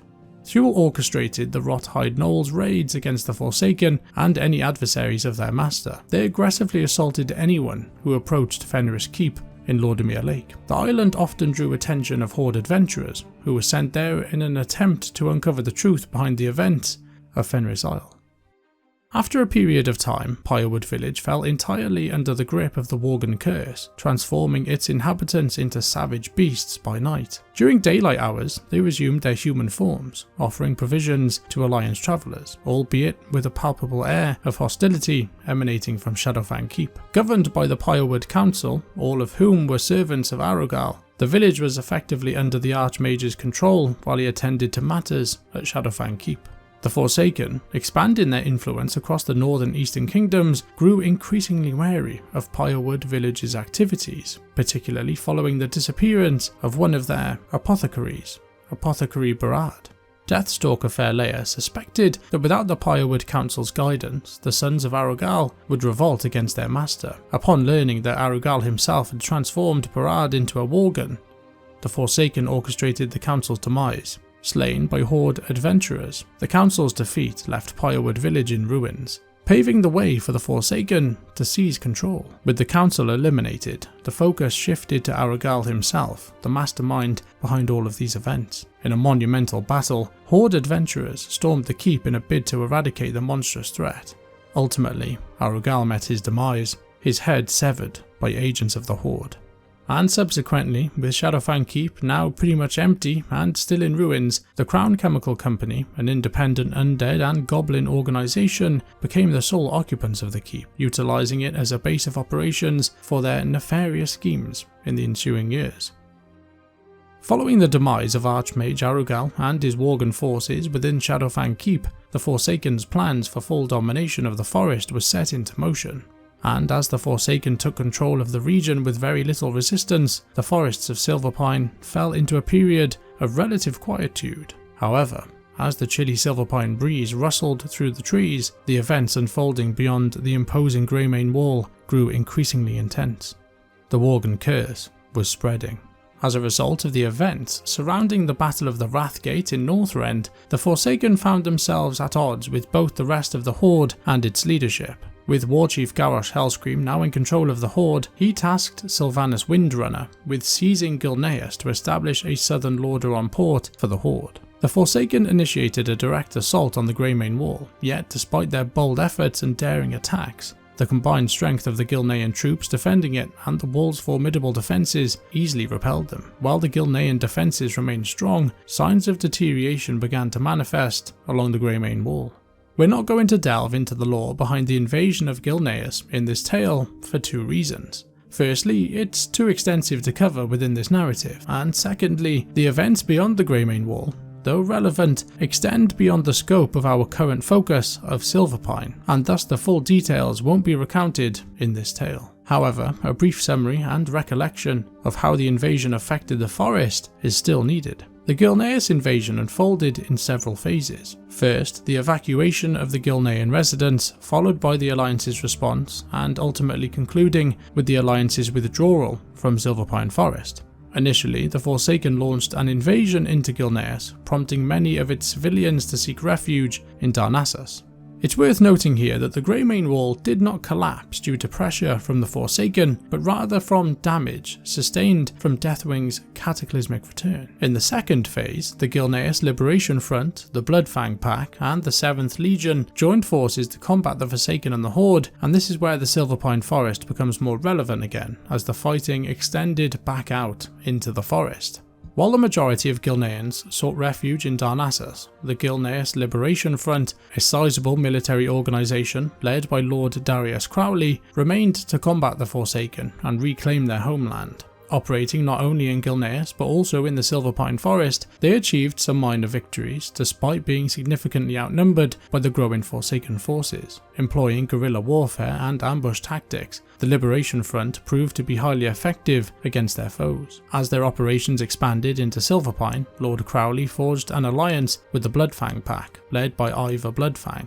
Sylvanas learned of this alliance through her operatives in Silverpine. Led by Deathstalker Commander Belmont, the Bloodfang Worgen conducted relentless ambushes, decimating Forsaken forces in the region. The Forsaken, recognizing the new threat and the need to address their unorthodox tactics, began to increase their numbers by targeting the Hillsbrad human refugees that had settled in the region. The Gnolls and Thule Ravenclaw had previously been driven out of Fenris Keep by the Worgen, leaving it vacant and eventually serving as a refuge for fleeing humans after the Forsaken devastated Hillsbrad foothills. The Forsaken travelled to Fenris Isle and started to eliminate these refugees with the intention of raising them as Forsaken using Sylvanas' new servants, the Valkyr. However, Lord Crowley and Ivor Bloodfang seized these attacks as an opportunity to persuade the humans of Fenris Isle to become Worgen. By offering them the chance to drink their Worgen blood, they would become Worgen and thus be immune to the Valkyr's necromantic magic, while also gaining the means to seek revenge on the Forsaken.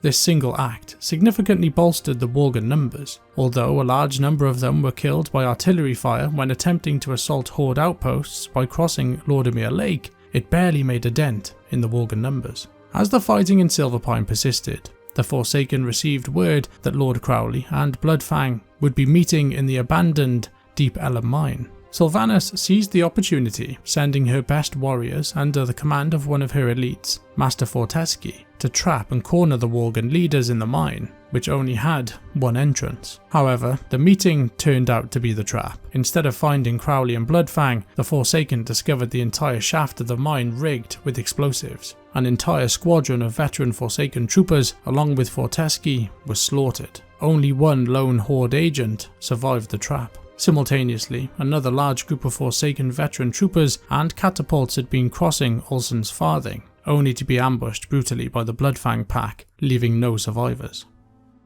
King Genn Greymane, having arrived in Stormwind, appealed to Varian Wrynn for assistance to the Gilneas Liberation Front. With the Forsaken wreaking havoc in the north, the potential strategic importance of Gilneas for the Alliance, and empathising with the plight of their newfound allies, King Varian required little persuasion to lend his support. The king dispatched his elite soldiers, the 7th Legion, to ensure victory in Gilneas. With the arrival of the 7th Legion, the Forsaken were pushed back into the Silverpine Forest, and Gilneas finally found liberation. In response to these substantial Forsaken losses, Sylvanas Windrunner issued orders for a Horde agent to lead a crucial assault on Amber Mill. Driven by the imperative of survival, the Kirin Tor mages of Amber Mill and Dalaran Crater, left behind to safeguard the land in anticipation of Dalaran's return, forged an agreement with the Alliance. This pact aimed to shield themselves from the relentless assaults of the Forsaken, who had been targeting the mages in recent years and continued to pose a threat in the present. They pledged to join forces with the Stormwind army when the opportune moment arrived to fend them off. In the interim, they employed a protective measure by phasing the entire population of Ambermill into a pocket dimension, ensuring their safety until the impending conflict.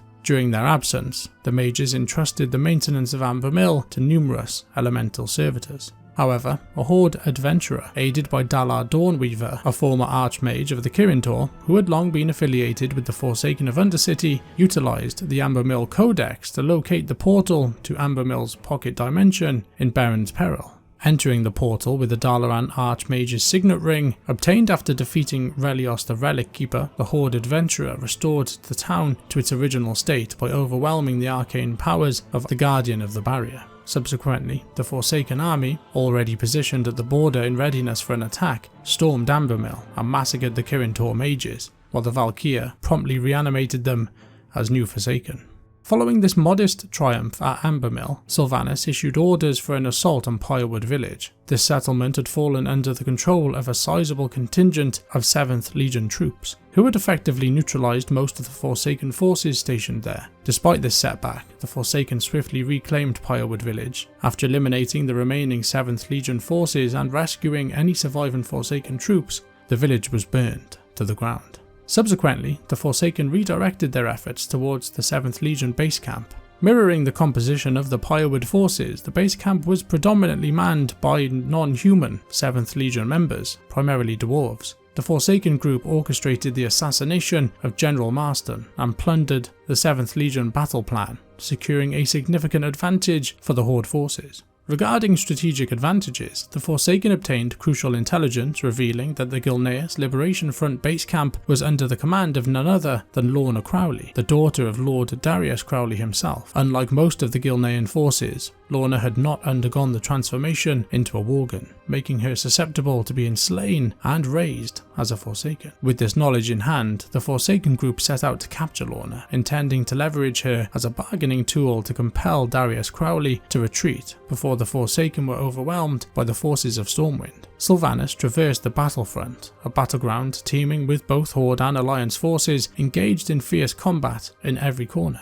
Arriving at the shattered gates of the Greymane Wall, Sylvanas convened with Darius Crowley and Ivor Bloodfang. There she presented Crowley with a stark ultimatum. Either he surrendered and immediately withdrew his forces into Gilneas, or his daughter would meet her end and be raised as a Forsaken to serve the Banshee Queen eternally. Faced with the unthinkable fate awaiting his daughter, Crowley reluctantly agreed to retreat into Gilneas, prompting a negative reaction from Ivor, who branded him a coward before departing with a howl. Lorna was freed, and Crowley departed with his daughter.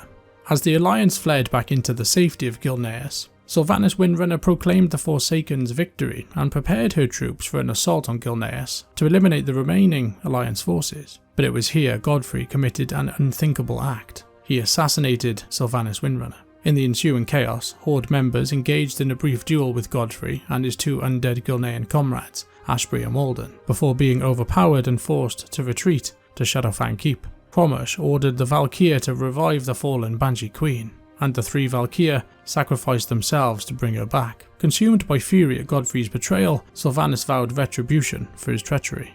and affirmed her conviction that the Valkyrie were indeed the future of the Forsaken. With her resurrection, the Banshee Queen departed for the Undercity to recuperate, while the Bloodfang Pack and the Gilneas Liberation Front regrouped within Gilneas. Ultimately, in the following days, the Forsaken suffered significant losses, eventually relinquishing all major land bases and holdings in Gilneas to the overpowering Alliance forces. Nonetheless, the region remains a contentious battleground for both the Horde and the Alliance, as they vie for control over the Gilneas' valuable resources. Gilneas would remain in this empty, sorrowful, war-torn state for many years to come. Having betrayed both Gilneas and the Forsaken, Vincent Godfrey, Baron Ashbury and Lord Walden repurposed the abandoned keep as their stronghold against their former allies. The keep turned into a battleground where the Alliance and Horde contended for Godfrey's capture, each faction seeking to eliminate him and seize control of the fortress for themselves. Ivor Bloodfang and then Deathstalker Commander Belmont spearheaded these efforts on behalf of their respective factions. Rumours have it that the three met their demise within Shadowfang Keep at the hands of the Horde and Alliance adventurers. In the ensuing years, the focus on Azeroth's champions shifted away from Gilneas and the Silverpine Forest as the Alliance and Horde ventured to the unexplored lands of Pandaria. This left the forest relatively unchanged since the Gilnean invasion, up until the events of the Battle for Azeroth. Following the Battle for Lordaeron, Silverpine became a prime target for Alliance forces, prompting the remaining Forsaken to defend their dwindling strongholds. Under Deathstalker Hayward's command, the Forsaken claimed Fenris Keep, only to be later ousted by the Bloodfang Pack, who seized control of the island. To aid Undercity refugees in crossing Lordemere Lake, the Horde diverted attention from the Forsaken forces. Meanwhile, the Forsaken repurposed Shadowfang Keep into a bioweapon facility under Chief Plaguebringer Harris's direction, intending to arm themselves against the neighbouring Gilneas. In addition, clashes between the Alliance and the Horde erupted at the Deep Ellum mine, with the Horde striving to continue mining operations while the Alliance aimed to seize control and disrupt these efforts using gnomish explosives. Lord Darius Crowley led a Gilnean army out of the region to assault the nearby sludge fields in Hillsbrad foothills, thwarting attempts by Warden Stillwater to send undead reinforcements to assail Gilneas. During their expedition to explore Azeroth and document the locations of significant artifacts, Matthias Shaw and Flynn Fairwind ventured into the Silverpine Forest. Shaw identified Ivor Bloodfang as the primary contact in the region, mentioning that the pack leader served as his liaison within Shadowfang Keep. It seemed that the pack had taken control of the keep, as well as Fenris Isle had relocated many of the artifacts from Shadowfang to Fenris for safekeeping. Years later, during the rediscovery of the Dragon Isles, the Scarlet Crusade made an unexpected resurgence in the region, seizing control of Fenris Isle and Fenris Keep from the Bloodfang Pack. This posed a significant threat to the Forsaken holdings in the area, including the ruins of Lordaeron, prompting the Desolate Council to mobilise their forces to eliminate this threat. Engaging in combat in fringe areas of the forest, such as Valgan's Field, they managed to infiltrate the island with the assistance of a Horde champion among their ranks. Once on the Isle, the hero conducted sabotage operations against Scarlet outposts, facilitating the invasion by Forsaken military forces. After driving the Crusade's leadership into retreat, the Forsaken besieged Fenris Keep, where Lillian Voss fought alongside the Horde hero against Scarlet Commander Forsyth. With the Crusade leader captured, the undead forces reclaimed the keep and the Isle. Following the battle, the Forsaken bestowed honours upon the hero, with Lillian Voss declaring that Fenris Keep had been reclaimed. However, the fate of the Bloodfang Pack and the artifacts they safeguarded within the keep remained undisclosed. Over time, the Scarlet Crusade expanded its presence into the ruins of the Kingdom of Gilneas. Recently, Gen Greymane initiated efforts to reclaim the lost city, prompting Azeroth's champions to intervene. They embarked on a mission to purge the city of the Scarlet Crusade and eradicate a vermin infestation within its tunnels. Their objective was to vanquish Inquisitor Fairbell and end the Scarlet dominance in the city. Ultimately, with the assistance of Azeroth's champions, Gilneas was reclaimed, and Gen Greymane had recovered his lost city. The future of the city and its inhabitants remains uncertain, the unfolding of destiny yet to be written. And with that, the tale of the Silverpine Forest comes to a close. But our journey through haunted woodland is far from over. Now we must travel south into the Kingdom of Stormwind. Separating the relatively peaceful farmlands of Westfall and the Elwyn Forest, from the dangers of the southern jungles, we find a land that has seen more pain and suffering than the Menethil family. Duskwood, a region corrupted by lingering, dark energies. Duskwood, once known as Brightwood, resides within the Kingdom of Stormwind, nestled in the southern central reaches of the Eastern Kingdoms, positioned to the south of Elwyn Forest, east of Westfall, west of Deadwind Pass, and north of Stranglethorn Vale. It now exists under an everlasting darkness, a transformation brought about by the malevolent magic unleashed by Medivh's demise. This once scenic part of Elwyn Forest now stands shrouded in gnarled trees, with a thick black fog covering the woods, invoking an aura of intrigue, a land of mystery we aim to unravel in this very narrative. The story of Duskwood commences a remarkable 10,000 years in the past, in an era after the fragmentation of the supercontinent known as Kalimdor into the recognisable lands of today in the aftermath of the Great Sundering, a time when the Night Elves reigned supreme over the lands. Their ascendancy stemmed directly from the bestowed power of the original World Tree, Nordrassil, situated atop of Mount Hyjal at the new Well of Eternity's location. The great dragon, Alexstrasza, imbued the tree with vigour and vitality, gifts that augmented the Night Elves' strengths. Additionally, Ysera's blessing bound the tree and the elven druids to the Emerald Dream, granting them unhindered access to her realm, previously accessible only through arduous meditation. However, the most crucial of the blessings came from Nosdormu, ensuring the Night Elves' immortality as long as the tree endured. Embracing this power, the Night Elves delved deeper into Druidism, establishing one of Azeroth's most expansive and formidable empires. Some druids, driven by their relentless pursuit of knowledge, ventured into forbidden territory by assuming a druid form deemed taboo to combat the satyrs during the War of the Satyr. For a deeper insight into the events surrounding this conflict, explore our dedicated tale, accessible through a secure portal provided in the description below. The aftermath of this war led to the establishment of the Cenarian Circle, a cohesive organisation tasked with guiding and overseeing the practices of the world's druids. Among the founding members of the Cenarian Circle stood Fandral Staghelm, a venerable night elf renowned for his knowledge and wisdom. For millennia, Staghelm dutifully contributed his expertise to the Circle until a perilous revelation came to light. A peculiar metal known as saronite began to emerge in various regions across the world of Azeroth. This mysterious substance is intricately linked with the old god Yogg-Saron. Despite the old god being confined within Ulduar, his ominous influence persisted. His black blood seeped into the world and crystallized into this saronite. This malevolent metal possesses the capability to corrupt all it comes into contact with. The appearance of saronite on Azeroth was first documented approximately 4,500 years ago, manifesting in areas such as Ashenvale, Crystalsong Forest, Feralus, the Hinterlands, and notably Duskwood,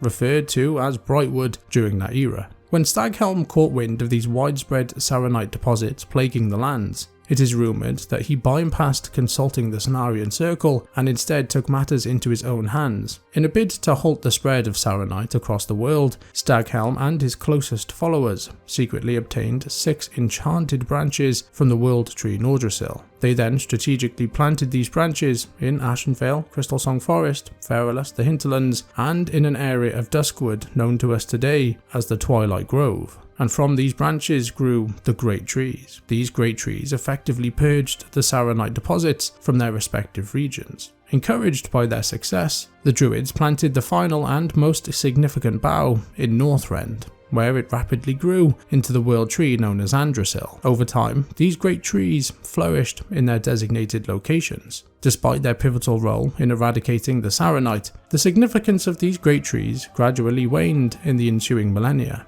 They left many adventurers puzzled about their origins upon first encountering them. Each great tree is accompanied by a portal, and it is said that the druids could utilize these portals beneath the great trees to traverse the Emerald Dream. Unbeknownst to the Circle, Yogg-Saron had exploited the trees planted by Staghelm, using them as a conduit to access the Emerald Dream. Through these trees, the old gods disseminated small seeds of corruption into the Dreamways, eventually polluting the dream and giving rise to what would later be known as the Emerald Nightmare. Additionally, the dragons of the Nightmare emerged from these portals, guarding the portals with utmost dedication, deterring even the most seasoned of fighters.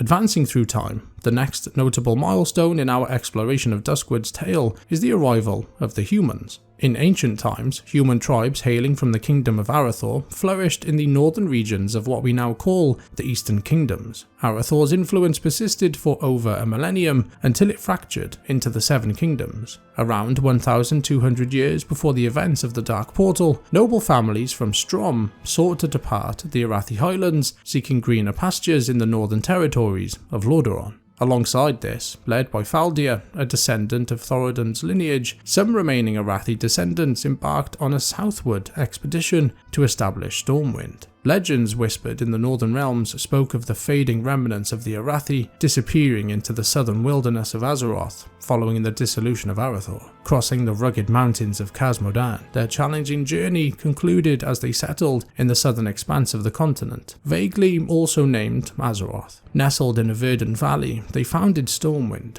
swiftly emerging as a self-sufficient force. Initially the smallest and most secluded human nation, Stormwind gradually prospered, cultivating numerous farmland in the fertile vicinity. As Stormwind's populace grew, quaint towns sprouted around the Elwyn Forest, Westfall, the Red Ridge Mountains, and of course the region that would come to be known to the humans of that era as Brightwood.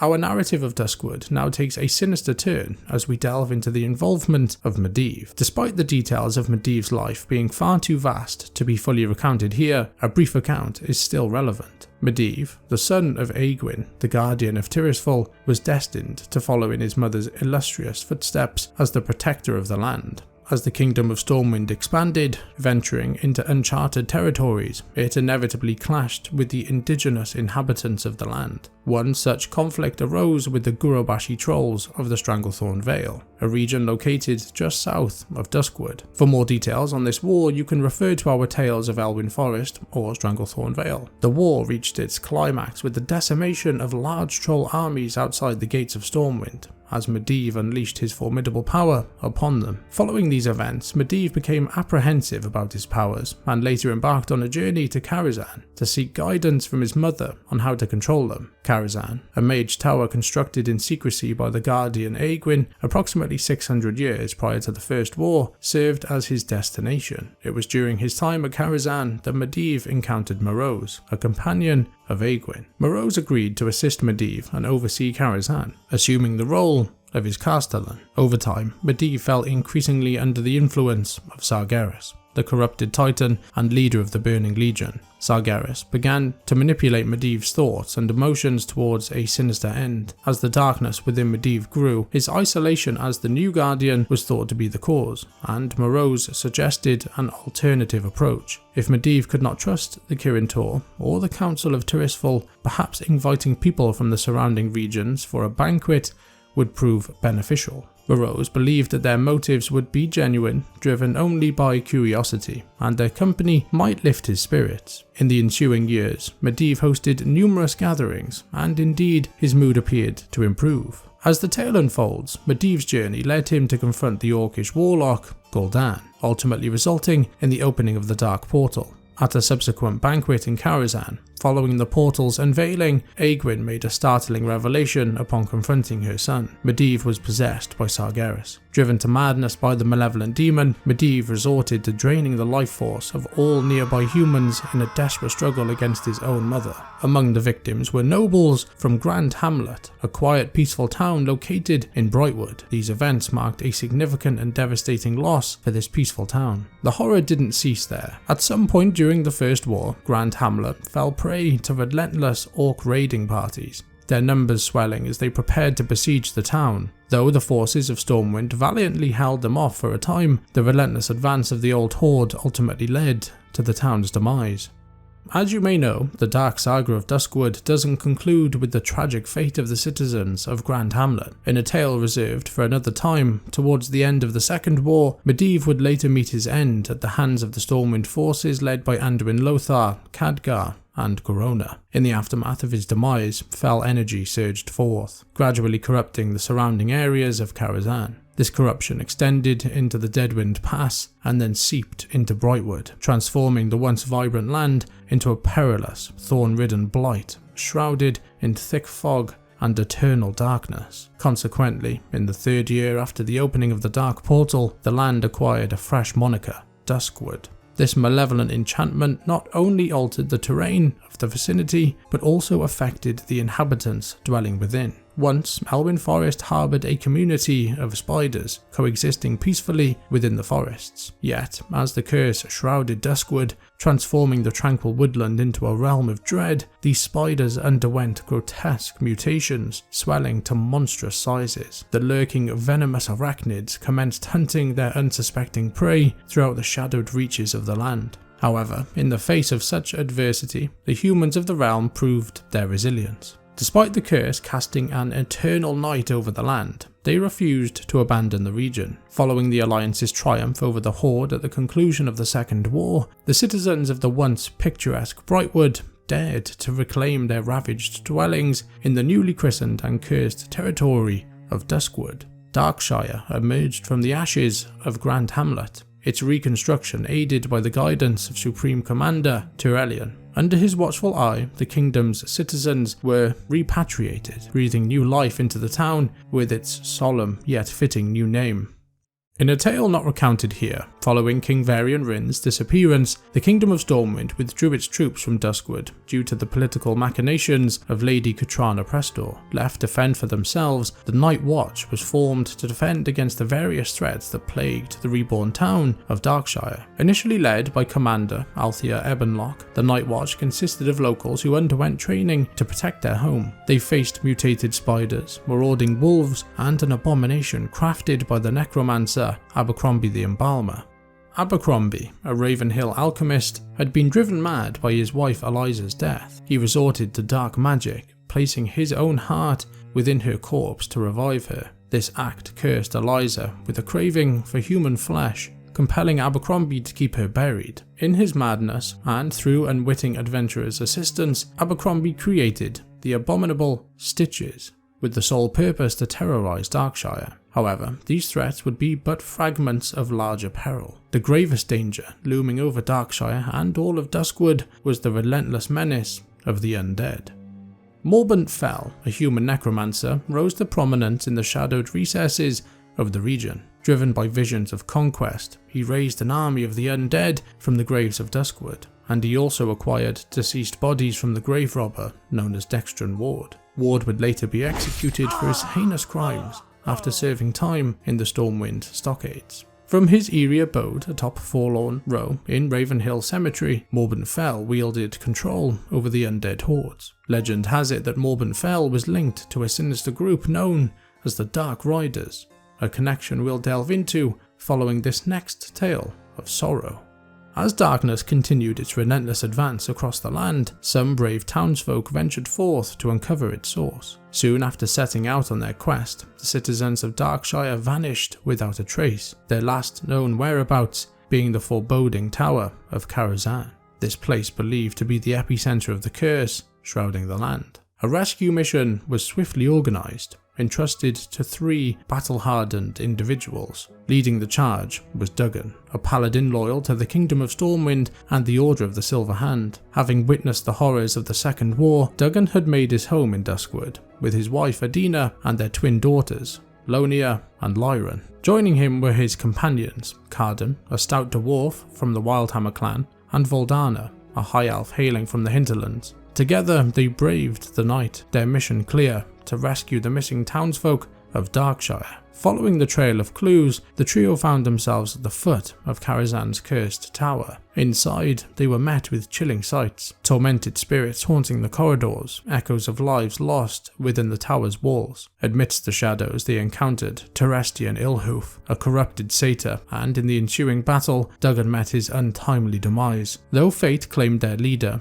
Carden and Voldana managed to escape the tower's grip, fleeing the horrors within. Carden and Voldana conveyed the heartbreaking news to Duggan's wife, Adina. Consumed by grief, Adina's mind faltered, rendering her incapable of caring for her twin daughters. In a noble gesture to honour their fallen comrade, Voldana and Carden decided to raise the girls as their own. Lonia found her home in Queldanel Lodge, nestled in the hinterlands under Voldana's care, while Carden raised Lyran in Eerie Peak. Years passed, and Lordaeron grew restless, yearning for knowledge about her parents despite Cardan's reluctance to reveal the truth. One day, Cardan made a journey to visit Voldana in Queldanil, unaware that Lordaeron had secretly followed him. It was then that Lordaeron discovered her long-lost twin sister, Lonia. Their reunion prompted Cardan to share the family's tragic history, a tale of a valiant paladin named Duggan, their mother Adina, and the dark events that unfolded within Duskwood. Determined to uncover the truth about their mother, the twins embarked on a journey to Darkshire,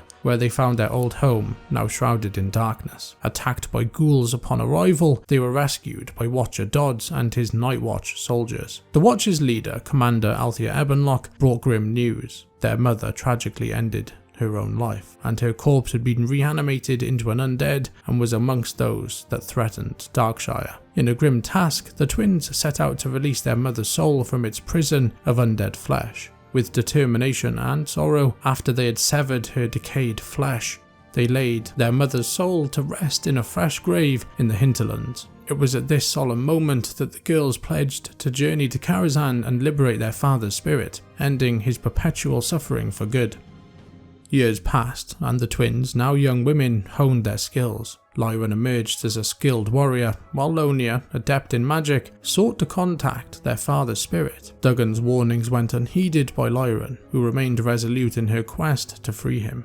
In secret, they journeyed to Karazhan, where they encountered visions of the past and their father's tormentor, Terestian Ilhoof. In a fierce battle against their father's killer, the twins emerged victorious, but not unscathed. Duggan's spirit had intervened to save them from treacherous enchantment. Despite their efforts, Duggan's spirit remained bound to Karazhan. As danger loomed, the twins made their escape.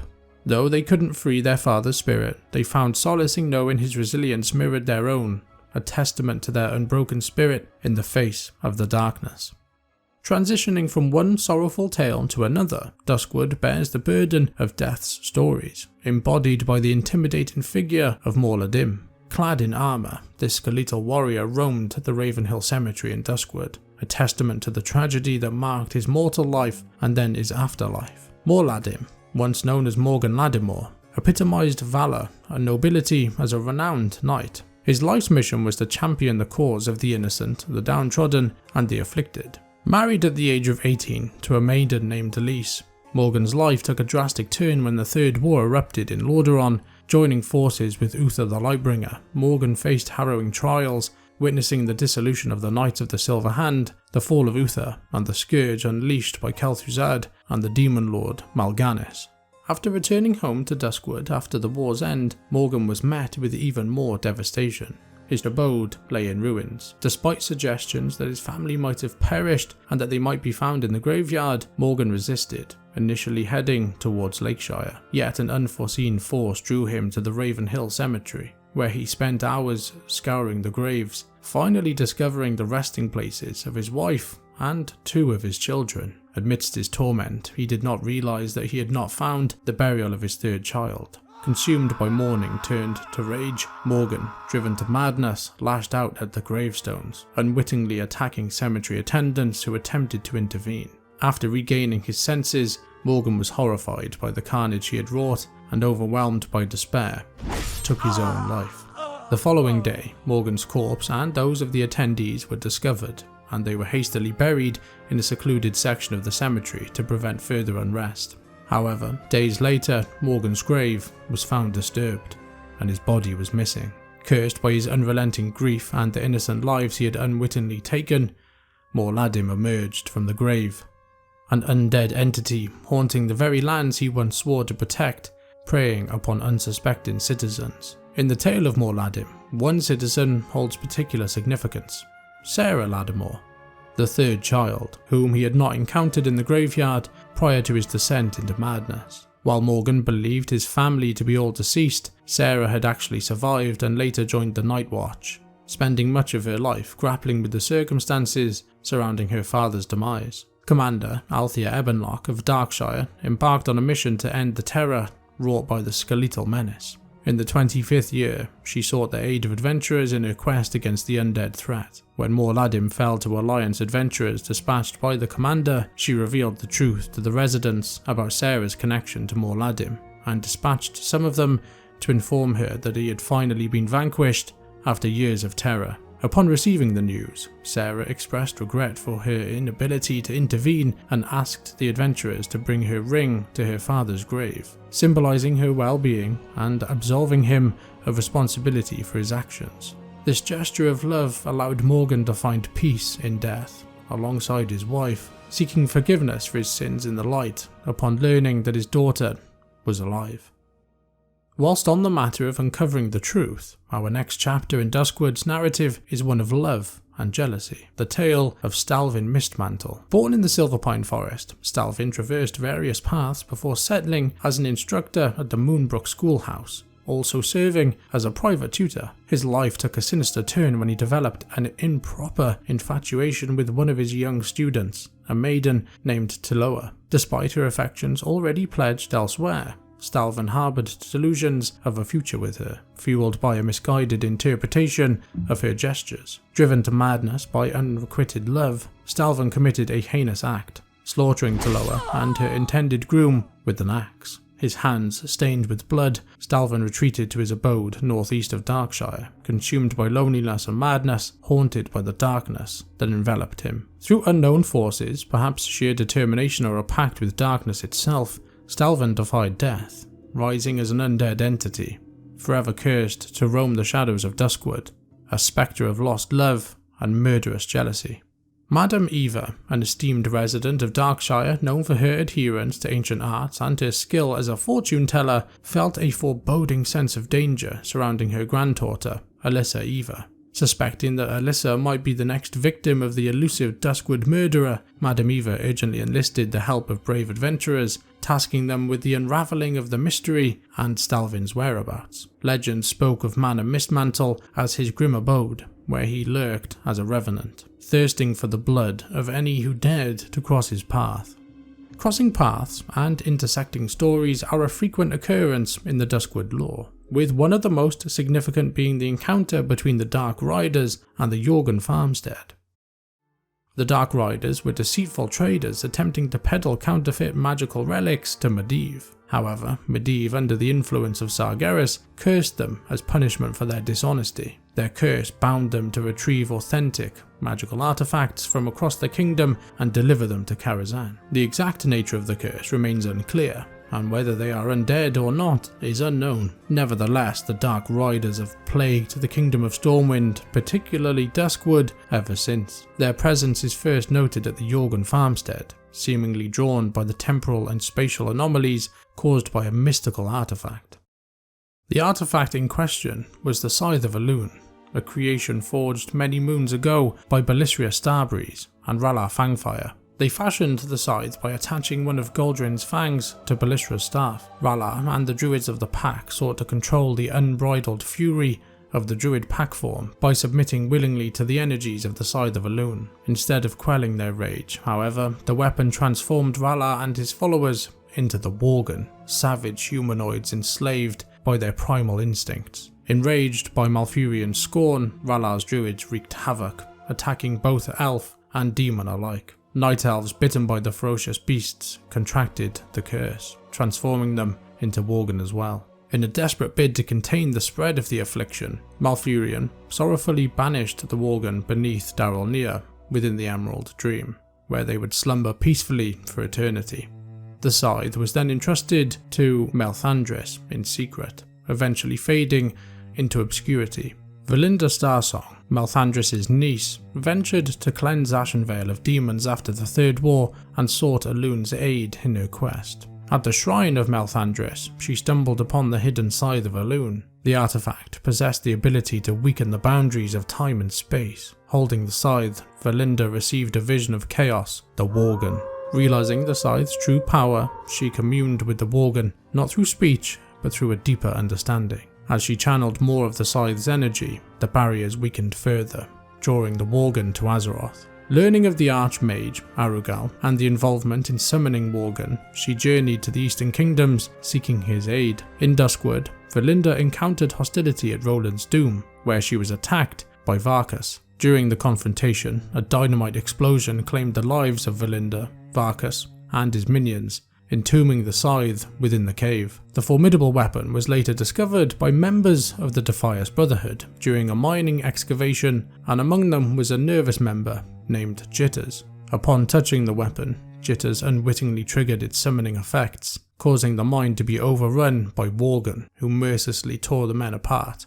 Amidst the chaos, Jitters managed to flee with the weapon, and during his escape he misplaced it in the surrounding woods as he sought refuge. Escaping Roland's doom, he sought refuge in Darkshire, where he purchased a blank book from Clerk Daltrey and lodged for several days at the Scarlet Raven Tavern, spending his nights recording his thoughts in his journal. Departing abruptly, he hastily retreated to the barn on the Worgen farmstead.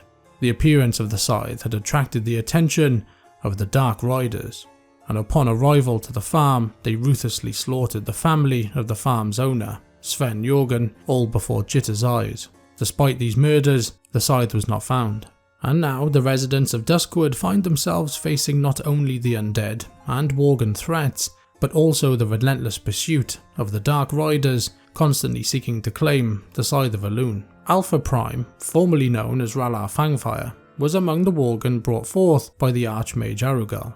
He also harboured a relentless quest for the Scythe of Elune, aiming to utilise it to liberate his fellow Worgen from the imprisonment and launch an assault on Darnassus. To achieve this goal, he established the Wolf Cult, a Worgen cult formed with the intent to propagate the Worgen curse and seek out the fabled Scythe of Elune.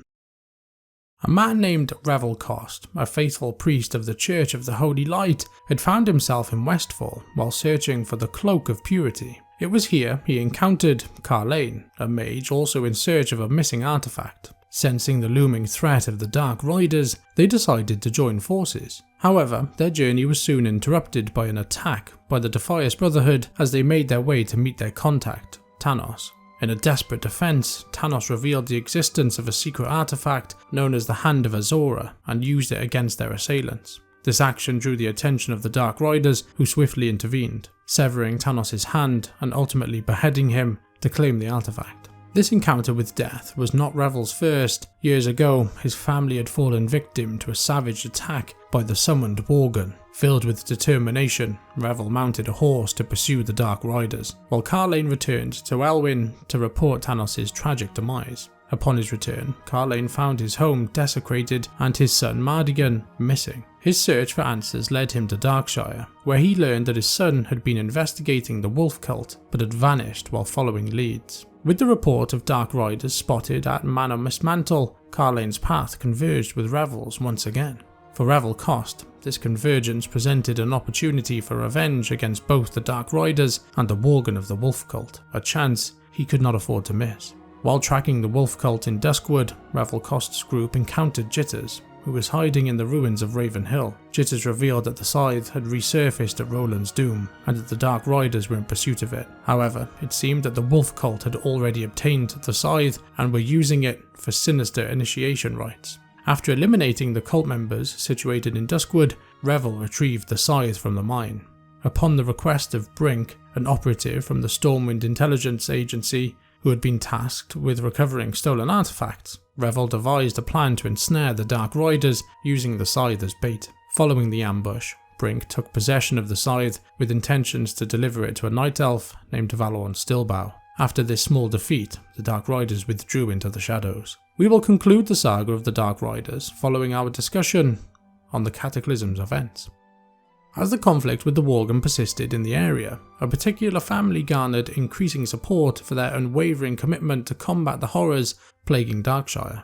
The Kervin family staunchly dedicated themselves to battling demons, abominations, undead, and particularly the Worgen.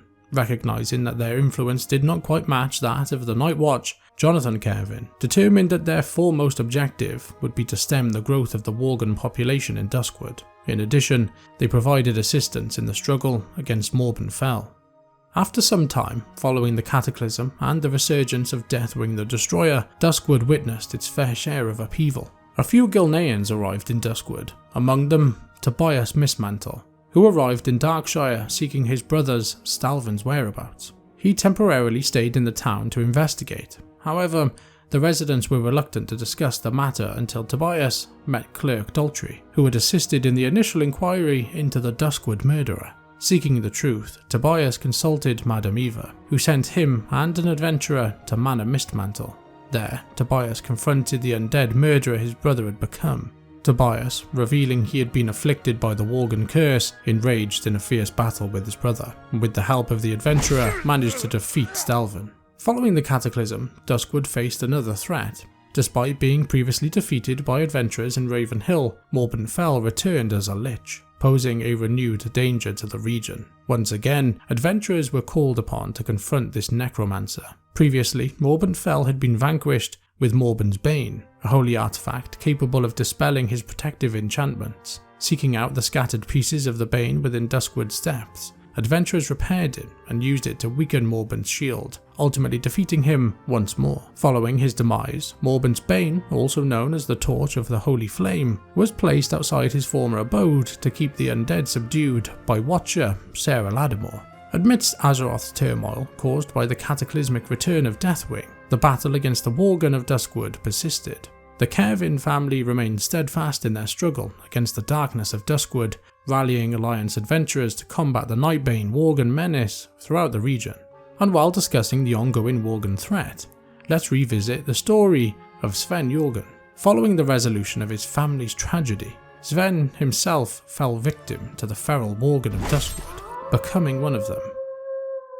But while still retaining a fragment of his consciousness, remarkably, he managed to reclaim his sanity through the use of alchemy, holding Jitters responsible, albeit unintentionally, for the arrival of both the Worgen and the Dark Riders to Duskwood. Sven now resides in Raven Hill, and from there he dispatches adventurers to uncover the truth behind Morben Fell's resurgence. During the upheaval of the Cataclysm, a wave of unsettling letters began appearing on the doors of Duskwood's residents during the night. Though the perpetrator remained elusive, the Council of Darkshire uncovered that the Twilight's Hammer cult was behind these apocalyptic missives, attempting to sway citizens to their cause.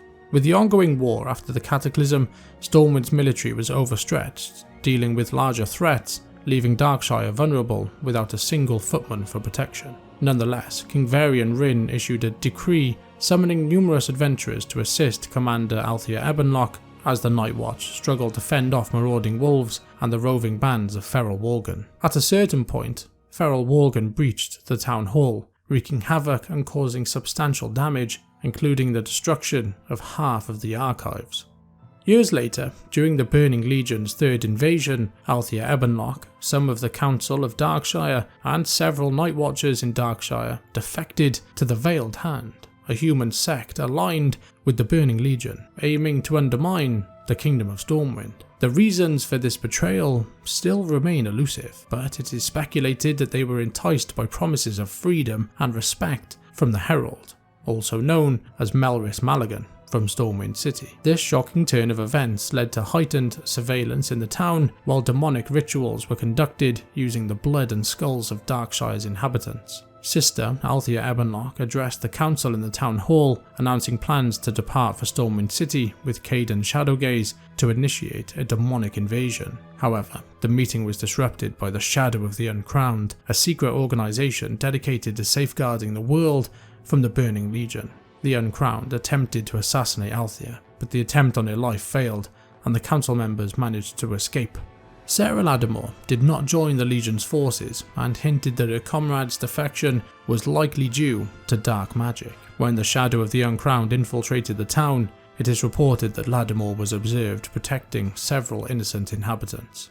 The Kervin family also refrained from joining the Legion and were reportedly found hiding in their house while the cultists wreaked havoc. And like the family, not all members of the Night Watch succumbed to corruption. Some remained loyal, as evidence of a guard found dead in Raven Hill demonstrated the tragic fate of those who resisted the influence from their former comrades. Commander Althea Ebenlock would later meet her demise at the hands of Corona and the uncrowned rogues in Stormwind City. Following the events in Gilneas, the Scythe of Elune found its way back to Darnassus, later receiving approval from Tyrande Whisperwind to be entrusted to the Druids of the Dream Grove. Belisra and Valhorn thus journeyed with the Scythe of Elune to Duskwood, both to delve deeper into their research of the Worgen and to meet with the new Archdruid of the Dream Grove. On Tyranda's directive, they brought it to the Twilight Grove in Duskwood to pass it on to a Druid adventurer. However, upon the Druid's arrival via the Emerald Dream, Valorn was swiftly attacked by Ariden, the leader of the Dark Riders, resulting in the theft of the Scythe of Elune, which had now finally fallen into the Dark Riders' possession. While Belisra remained with Valorn, the Druid joined forces with Revel Cost at Mana Mistmantle, collaborating to reclaim the Scythe of Elune from the Dark Riders at Karazhan. After Sargeras drove his sword into Azeroth, the Scythe of Elune, along with all Legion artifacts, had its power completely drained to help neutralize the wound.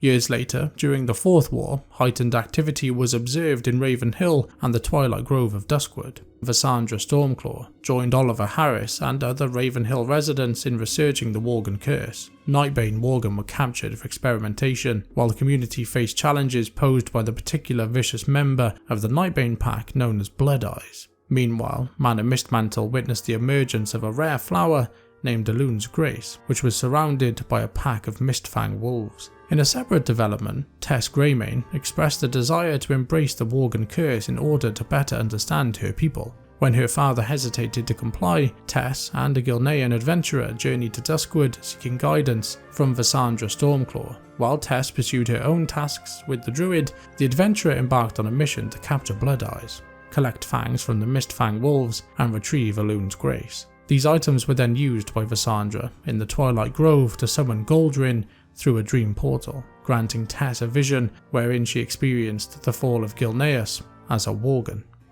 Following the demise of the defected Althea Ebonlock and her treacherous associates within the Night Watch, Sarah Lattimore ascended to the position of commander within the uncorrupted Night Watch. In the aftermath of the Fourth War, a human necromancer seized the Torch of Holy Flame, an essential artifact maintaining control over Duskwood's undead, from Forlorn Row. With the intent of amassing an undead army, the necromancer's forces assaulted Commander Lattimore at Raven Hill, resulting in the death and reanimation of numerous watchers. Meanwhile, Flynn Fairwind and Matthias Shaw travelled to Duskwood on a quest for treasure. The two discovered Sarah wounded and afflicted with a decaying ailment following her confrontation with the necromancer who had pilfered the Torch of Holy Flame.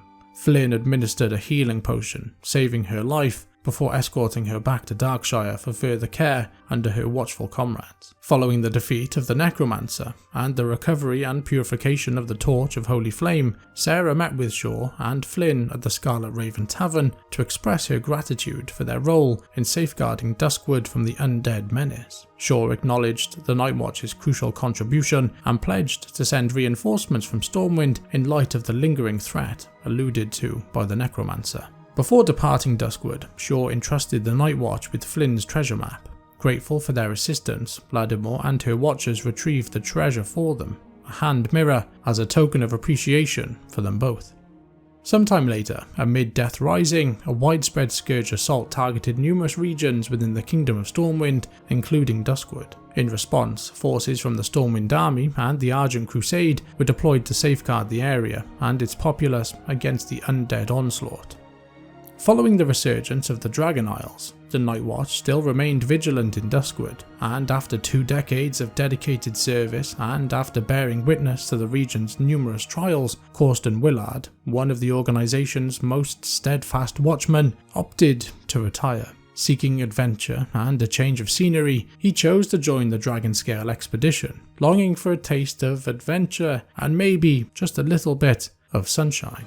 And on that note, it's time to let the sun set over Duskwood, not that anyone would notice, and close the chapter on this tragic journey. From the scourging of Lordaeron to the heartbreaking tales of the Lattimore family, World of Warcraft is filled with its share of sorrowful stories. I hope you have enjoyed these 2 hours of tragic World of Warcraft lore. Now it's time for us to return to the library to begin crafting our next tale. Until then, safe travels.